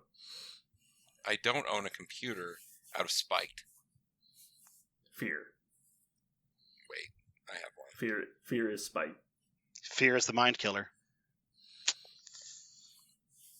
I thought it was aspartame. Aspartame is, for me, the GI killer. The GI killer. Yeah. Speaking of things that are fucking amazing. I had to yell at everyone at work because my child texted me from his tiny, tiny little wrist phone he has, his little Dick Tracy phone that we had to buy for my boys so they have some sort of access to their parents. Dad, Spider-Verse is out. Are we going to go tonight? And nobody at my work had told me or reminded me that it was out. Them sons of bitches. So Sunday, we went and saw Spider-Verse, and my God in heaven, that's the fucking best movie I've seen in a very long time. I haven't seen it yet. Don't. Do you I mean also have not you seen haven't it. seen either? No spoiler, please. He saw the first one. Oh, okay. Well, there's no spoilers. I'm not spoiling anything. I'm just telling you. Okay. Fucking go. Like, it's... By The far, first one was hyped up so high for me that when I watched it, I was just like, eh. Like, I didn't like it that much because it was so overblown. But it was good. I'd even say it's a fucking phenomenal soundtrack. The first one. As well as the second one. The first one didn't get any hype as far as I was concerned. Like, I was like, it looks cool. It was like 2 solid weeks, and everyone told me it was the greatest Marvel movie to ever be released. That was like, that's what. I saw it opening night, so like, Yeah. whatever. Yeah, Jeremy, it snuck up on you and me. Like I saw it. Like, what's this movie? And then I watched it. I was like, oh my gosh, this is amazing. But Jeremy got to hear it. Not Jeremy. Brandon, you got to hear it like in stereo for 3 weeks by every nerd. Well, I was at the game store. So. Right. You work at the worst place to learn about that kind of thing. Mm-hmm. You need to not be there when something good comes out because you're like, oh no, something good is about to be ruined. That's why I usually watch movies I care about the day they come out. Yeah, I hear. I get it. I actually tried to get my daughter. By the way, my daughter's a huge Spider-Man fan. I tried to watch Into the Spider-Verse a long time ago with her, and I said, when did it come out? 3 years ago? 4 years ago? And 6 years ago? 6. It's been a bit. Wow. Okay. Well, I think I tried to watch it with her like 3 or 4 years ago. So she would have been 5, I think. And I was like, I think she could handle this. And the Prowler freaked her out. Mhm. Like the sounds and the action sequences, like it overwhelmed her. And she's like, no, she like hid from it. And so I was like, it's been 3 or 4 years. Maybe this is worn off. And I was like, I wanted you to watch this movie, but now it's not being streamed on anything. I have to buy it, I guess. It really surprised me, actually. It wasn't on Disney Plus, wasn't on anything. But in order to get her enticed again, I just showed her the What's Up Danger scene, like the iconic scene where he decides to like put on the mask and be Spider-Man. And she's like, I don't know, it's Spider-Man, I don't know. And I was like, you know what, just watch this scene, just watch it. And after about a minute and a half, and he starts when he's falling off the roof, and I look over at her face, and she's just like in it. I'm just like, it's just a movie fantastic. for you to be like excited and edge of the seat and happy the entire movie. Yeah. So she's in. Now I just got to find a way to watch it that I'm going to bring her. I don't even have to try it with my youngest. She loves Ghost Spider so much. Like Spidey and his amazing friends is how she got introduced to Ghost Spider, and it doesn't matter what it is. If Ghost Spider's in it, she will look at it. She's read all of my Ghost Spider comics like 5 times. She doesn't read them; she just looks at all the pictures, but she just like pores over them. She loves everything. So as soon as I tell her she's in it, then she's going to be very happy. Mm-hmm. But I'm gonna have to. Now that I convinced the oldest, now I gotta find a copy of it. I guess I'm going to buy it. Which again, I'm not that mad about. I'll just buy it. But now I have to save up for Diablo also. So many things. Yeah, my boys were like, "You bought that?" I was like, "Well, yeah." That was such an expensive game. I'm like, I go. I love how they just judge you. Like they're just small, judgy people. Yeah. Oh yeah, no, they are. I'm like, since when do you know what money is? Like they don't even. Yeah. They buy things. They act like they have money. Like they'll tell you, how much money do you have? And then they'll be like, we have $300, but I have to split it with my brother. I'm like, where the fuck is this $300 you have? Mm-hmm. They have no money. Get out of here. Yeah, they have. The other day I asked CC, I was like, you've bought a lot of Pokemon cards recently. How much money do you have left? And she looks, I got lots of money. I got lots of money. It's like, you know what? I want you to go count. So she goes, counts, she comes back, she goes, I have $38. Like a badass, just like $38. I was like, Cecilia, you have like no money. You should stop buying things. And she goes, like yeah. You're just like, I was like, okay. It'll run out, I guess. If you guys remember, remind me after the show is over. I'll tell you a story that's related to money. That'll probably upset you. Uh-oh. So, Aaron, should I still get Diablo? Should I partake? Yes. With a rating of 7, I wonder. 7.5 on a 40-point sliding scale. 40 point? No, it's 20 point. You're right. 20 point. Yeah. Okay. I was saying, if it's a 40-point sliding scale, that's a terrible score. Okay. I get it. -30 to a +10. Okay. So much hate. Just out of curiosity, this is important to me. What class is everybody playing first? Sorcerer. Barbarian. Necromancer covered in blood. Oh my gosh, that's so awesome! Because I'm 100% in Parker's for Druid. playing a Druid. I'm 100% for Druid. I'm I super. fucking knew it. Yeah, He's super. a Furby. Only Parker would play the dumbest class. He's playing a Uh, Squirtle. I was so excited when was it Lord of Fear, God of Fear? It was the Diablo 2 expansion came out when it introduced druids? Oh my god, I played that so much. I played druids so much. That was He back wants way back when, antlers. before I even knew how to play video games. I still just wanted to play a druid. So, speaking of druids, I saw Den of Thieves finally.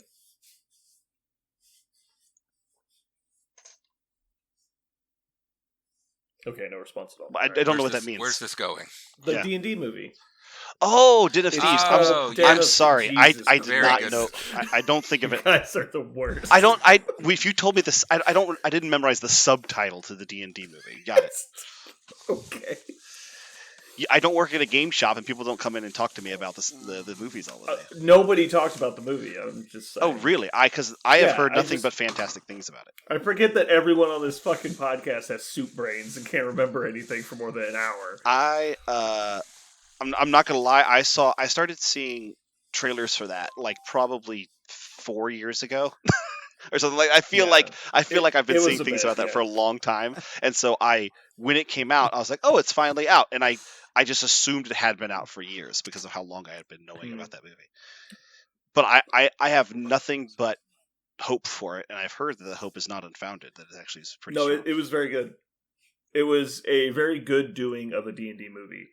It was true to source material vaguely. Like, it was close enough that it's not going to offend anybody. It felt like a really interesting world to live in. It felt a lot like a D&D campaign. It was fairly fast paced. They did do a bit of just name dropping bullshit every 5 seconds.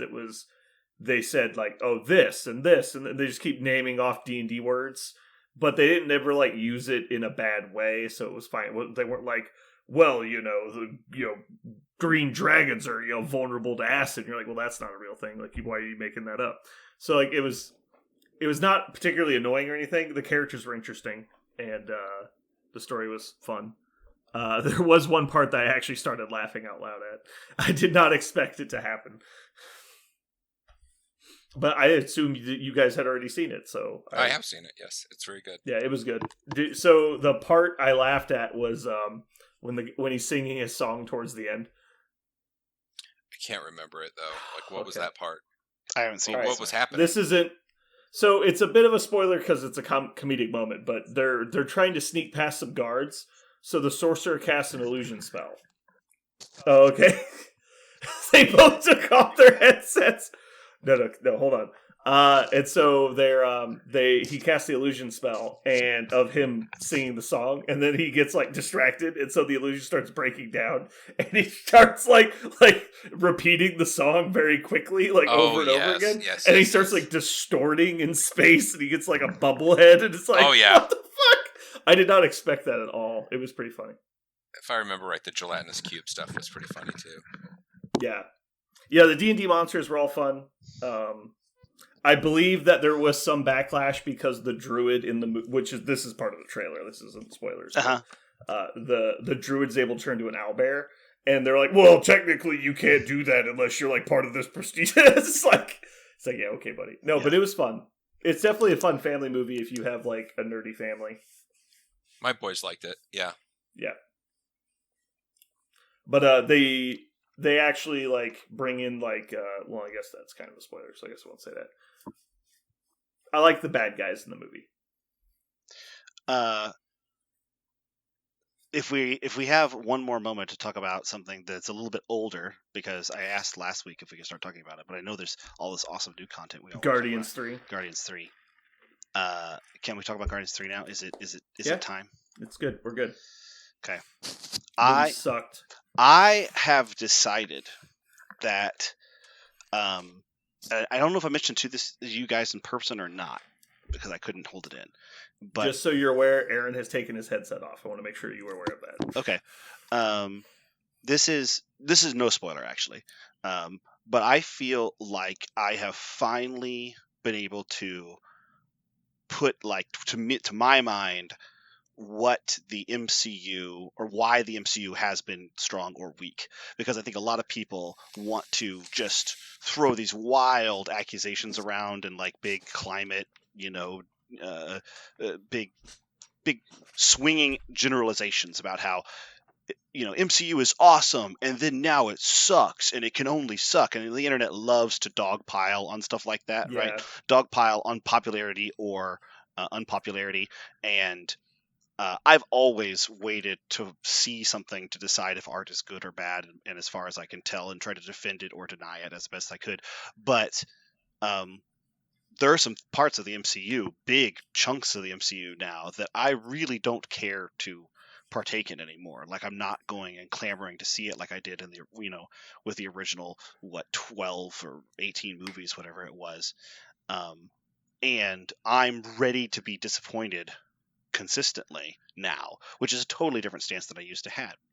However, this movie codified something really important for me, which is that, as it turns out, if you have, something we already knew, big surprise, if you have a really good creative team with a really powerful vision and a couple or however many really strong personalities making sure that vision comes to fruition, and it's not destroyed by committee, it's not destroyed by production, it's not destroyed by corporate interest, it's just, this is something that we wanted to make because it's going to be good. Let's tell a really good story in the way that's true to the theme and the canon that we've already established. You can make an amazing movie. And that's what I think this is. And it makes me feel so good because I go, okay, so now, just like my favorite comic books, sometimes I'm going to read something by Jonathan Hickman and I can trust I'm going to like it, and I will. And so I can watch something by James Gunn, and it doesn't matter that it's in an era in which Marvel consistently disappoints me. I'm going to like it. I'm going to like it a lot. Aaron, he said no spoilers when he started. Yeah, I specifically. Yeah, not worth the risk. It was a good tactic in case I did, but I really was just, in general, glowing statements about how such a strong finish to a movie that I needed to love, because I love the first two so much, and did not disappoint me, not in the least. Hey, Aaron, can I tell you a spoiler? No. It's a very, very minor spoiler. It's really just a trivia fact about the movie that references 0 words in the movie. Well, it references a word, but it's not parroting the word. I'm just going to tell you, it's totally worth it. This is the first movie in the MCU where they use the F-bomb. It's once. Yeah, they do. And it's like Salt Bae perfect. Mm-hmm. Jeremy's trying to remember when it was. No, I disagree, but go ahead. I love that scene. That scene was hilarious. But anyway, I agree the movie was good. I think that a lot of people don't understand, like, I don't know how this culturally has been lost. Like, if we live in the information age and the communication age where, like, you can communicate with literally anyone about anything and also find the information you need at any moment. And for some reason, during that transition from one generation to the next, people have lost the ability to critically look at something and see if it's worth their time. I don't understand how that happened. It's like, should be the opposite. You should never walk into a movie and not know if you're going to like it or not. And so, like, when we're talking about, like, the new MCU movies and people are like, oh man, I'm really worried I'm going to be let down by this movie. It's like, I have not felt that way about any of the movies. Every time I go to a movie, I get almost exactly what I want out of it, and I don't watch the trailers. Like, you can just look at a couple little, like, a couple reviews, or just, like, look at the people in charge of the movie and go, I'm probably not going to like this. That's what it is. Just look at a couple people in charge of the movies. Look at the director. Look at like who's in charge of the script, and you can also just look at the source material. Like, just because it's an MCU movie doesn't mean that you need to see it. Mm-hmm. And everyone's just gotten into this habit of like, well, you just go see it. It's a blockbuster. You have to go see it. I'm like, what? No, you don't. Like, nobody needed to go see Eternals. And like the only people that enjoyed Eternals are people that like the Eternals story, and those people liked the movie because it was about the Eternals. But like all these generic people went and saw it, and then they go online like, "Oh, this was terrible." It's like, why? It's like, well, this. It was like, well, that's the story. And then like, and then they say things like the MCU is just going to shit, and you're like, exactly. what? I'm like, okay, I didn't watch the Miss Marvel TV show. Guess why? Because I hate the character. Yeah. And if I watched the TV show, I'd be pissed off the whole time. Am I going to go watch Marvels? No, because I hate 2 of the characters in it. Yeah. Like, it's just boring. Like, why would I go see it? But am I going to go see Thor: Love and Thunder? Yes. Did I enjoy the movie? Yes. It was a good movie. I got exactly what I wanted from Thor: Love and Thunder. I don't understand how it's that hard. Like, you shouldn't go see every product a company puts out if you're not interested in the thing that it is. And in fact, it would actually give them better information as to where to focus their resources. Because if they make a movie like Eternals, and only Eternals fans go to see it, they'll know, they're like, okay, well, these are the people who like Eternals. Like, we know where we stand in this genre. Why would we make an Eternals 2? Because nobody wants to see it. As opposed to everyone going to see it, them dropping another one, and you just complaining the whole time. And then you went and see 2 movies you never wanted to see. I'm like, that doesn't even make sense. If my phone isn't delivering that information straight to the heart of these companies already, I'm honestly disappointed in them. And I also love the age of piracy where everyone's being spied on all the time. I know. They care what the fuck you say when you're at home in your bathroom. Like, what the fuck? I don't think it's about you. It could be about the IP for some people. If it is for you, I get it. But for me, it's about the creators. Like, it's about the people who are making the thing. You can take something terrible and make it so much fun to watch, or find so much value as art. A terrible IP rather is what I mean. And you can also take an amazing IP that's super rich and, make something that is just really hard to enjoy. Crystal Skull.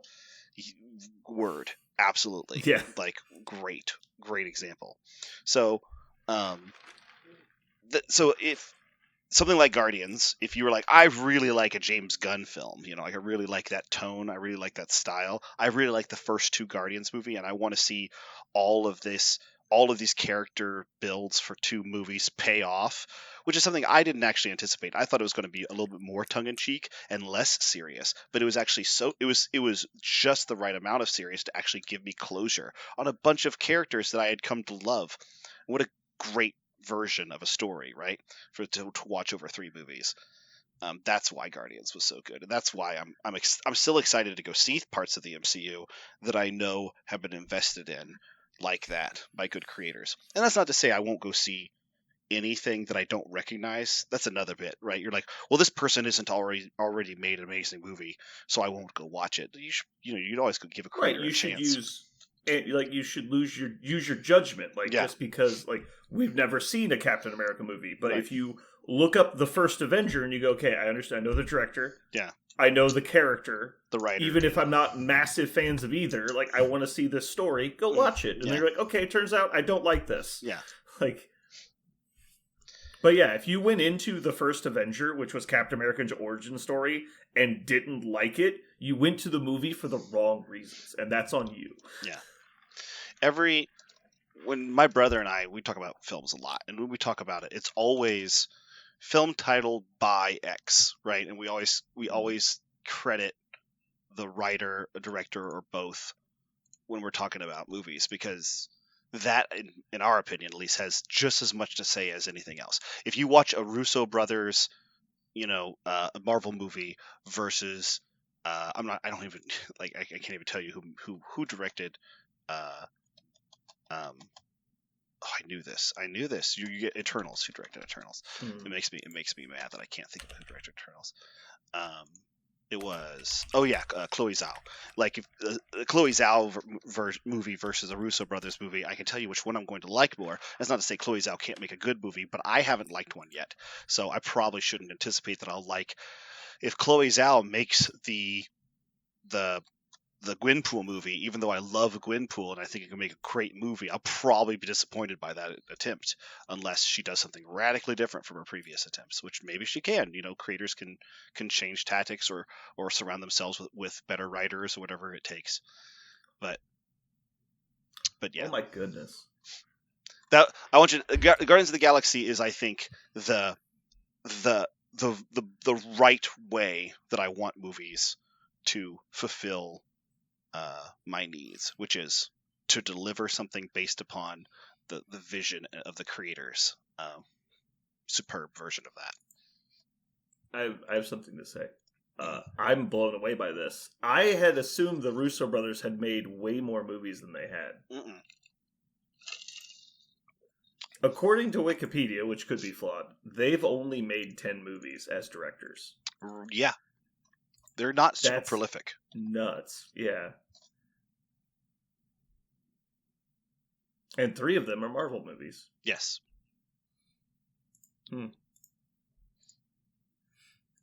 I really want to see The Gray Man. I haven't seen it yet. I bet I would enjoy it. It's one of their newer ones. Maybe their latest one?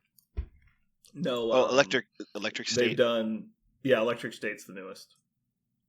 Yeah. Then before that is Cherry, and then Avengers, and then... Oh, Winter Soldier. I didn't know they did Winter Soldier. Sorry, 4 of them are Marvel Yeah, movies. they did that. That's why I picked them out. In my opinion, I think Winter Soldier is one of the best Marvel movies as a movie by itself. Winter Soldier, Civil War, Infinity War, Endgame. Basically anything with Bucky in it, they did. Yeah, Which is really weird. Yeah, but not the series. I don't think it even guest directed the series. They did do. One of them did Agent Carter. I really liked Agent Carter. That's right. They did. I forgot about that. Or he did. That's the only director thing where only Joe did it. And any writer or director will tell you that it's, even if their name's on the credits, like they had huge teams around them and they had huge, it was a huge, collaborative effort. I'm not saying it's one person or 2 people, just putting it on their shoulders, but it does take a leadership role, like a leadership person willing to bring it all together, because some leaders are great at making a vision come true, or holding a vision to be true, and some leaders really struggle with that, and it kind of gets lost in committee. And so I think there's something to that as well. But you can't discount the fact that these people are not individuals doing all of it by themselves. But because that's not true. Anyway, we pre-rambled a bunch. Can we ramble about this game now? Are we ready to ramble about MCP? Why would we ramble about it? We're gonna podcast it. Is that what a podcast is? Just an efficient recorded ramble? I don't know about efficient, but I mean, I think Aaron's very efficient. You guys speak for yourselves. Aaron is the king you of guys. efficiency. I don't know. I think we all might be called efficient compared to some of you. I am least efficient. That is true. I am the Charles Dickens. I think I'm glad you said it, because if I said it, it was going to feel really mean. Yeah, I'm not going to lie. I think the fact that I'm identifying it as rambling and everyone else being efficient is probably more about me than you guys. Actually, I'll own that. I do not know if this is podcast worthy, but I did have. I had an important question about my list that I brought to the tournament. I thought we could put that on the podcast. I thought you guys could help me answer it. I'd rather kill myself. I have a question for you, Parker. Mm-hmm. Can you tell me what today's topic is? Like what? I read it in Discord. Did it change? Is this a trick question? Don't think it was in Discord. We talked about a tournament. We talked about a short recap of the tournament.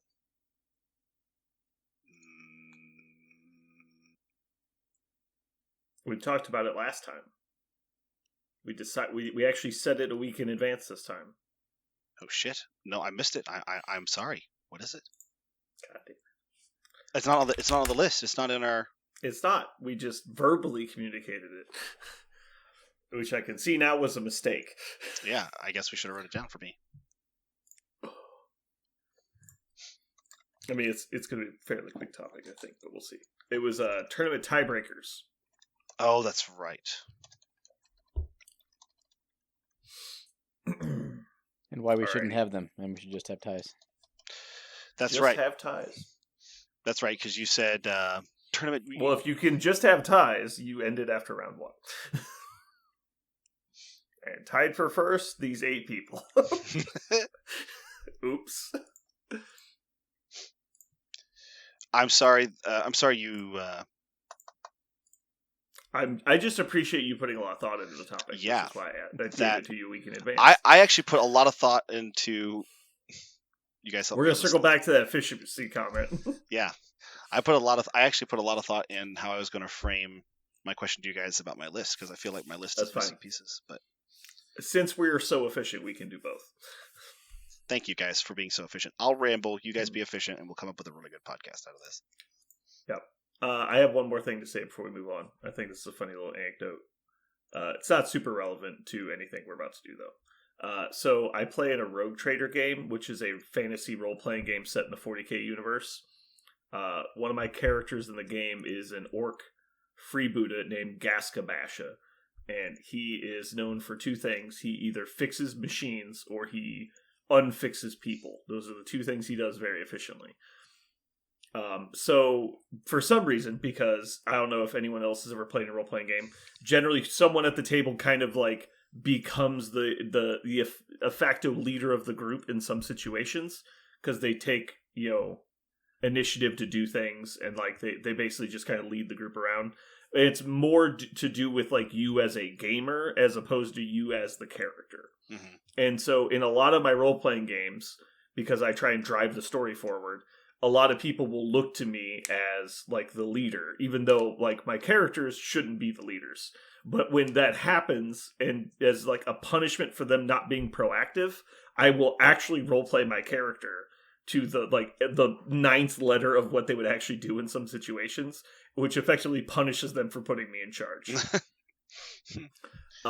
So we're in a negotiation with 2 criminal organizations, like large-scale mafioso like level people that spread across multiple sectors in the Imperial space, which is massive, or like hundreds of thousands of members each.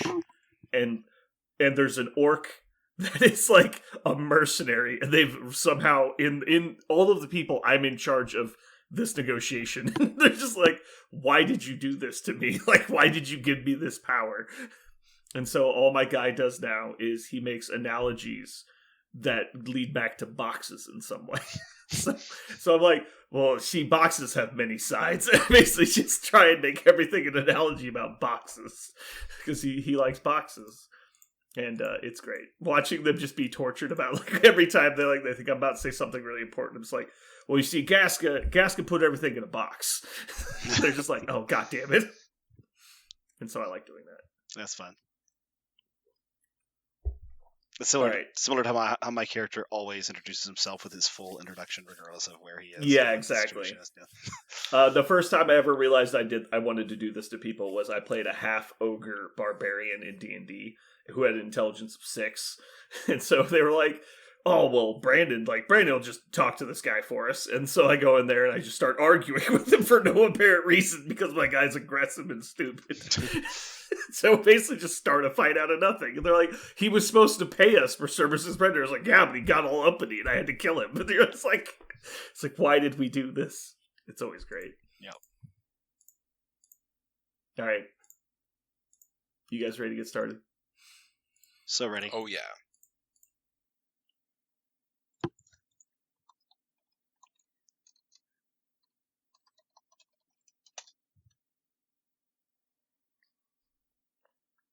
In Diablo 4. All right.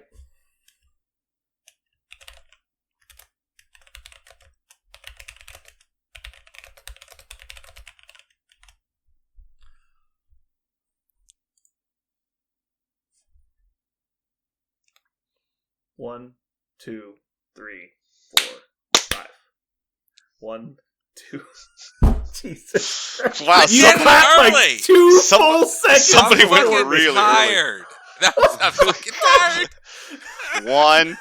Give me another chance. Give me another chance. Five. Ah, God damn it. help. I'm leaving that in. That was so bad. Oh shit! Ah. All right. Go again.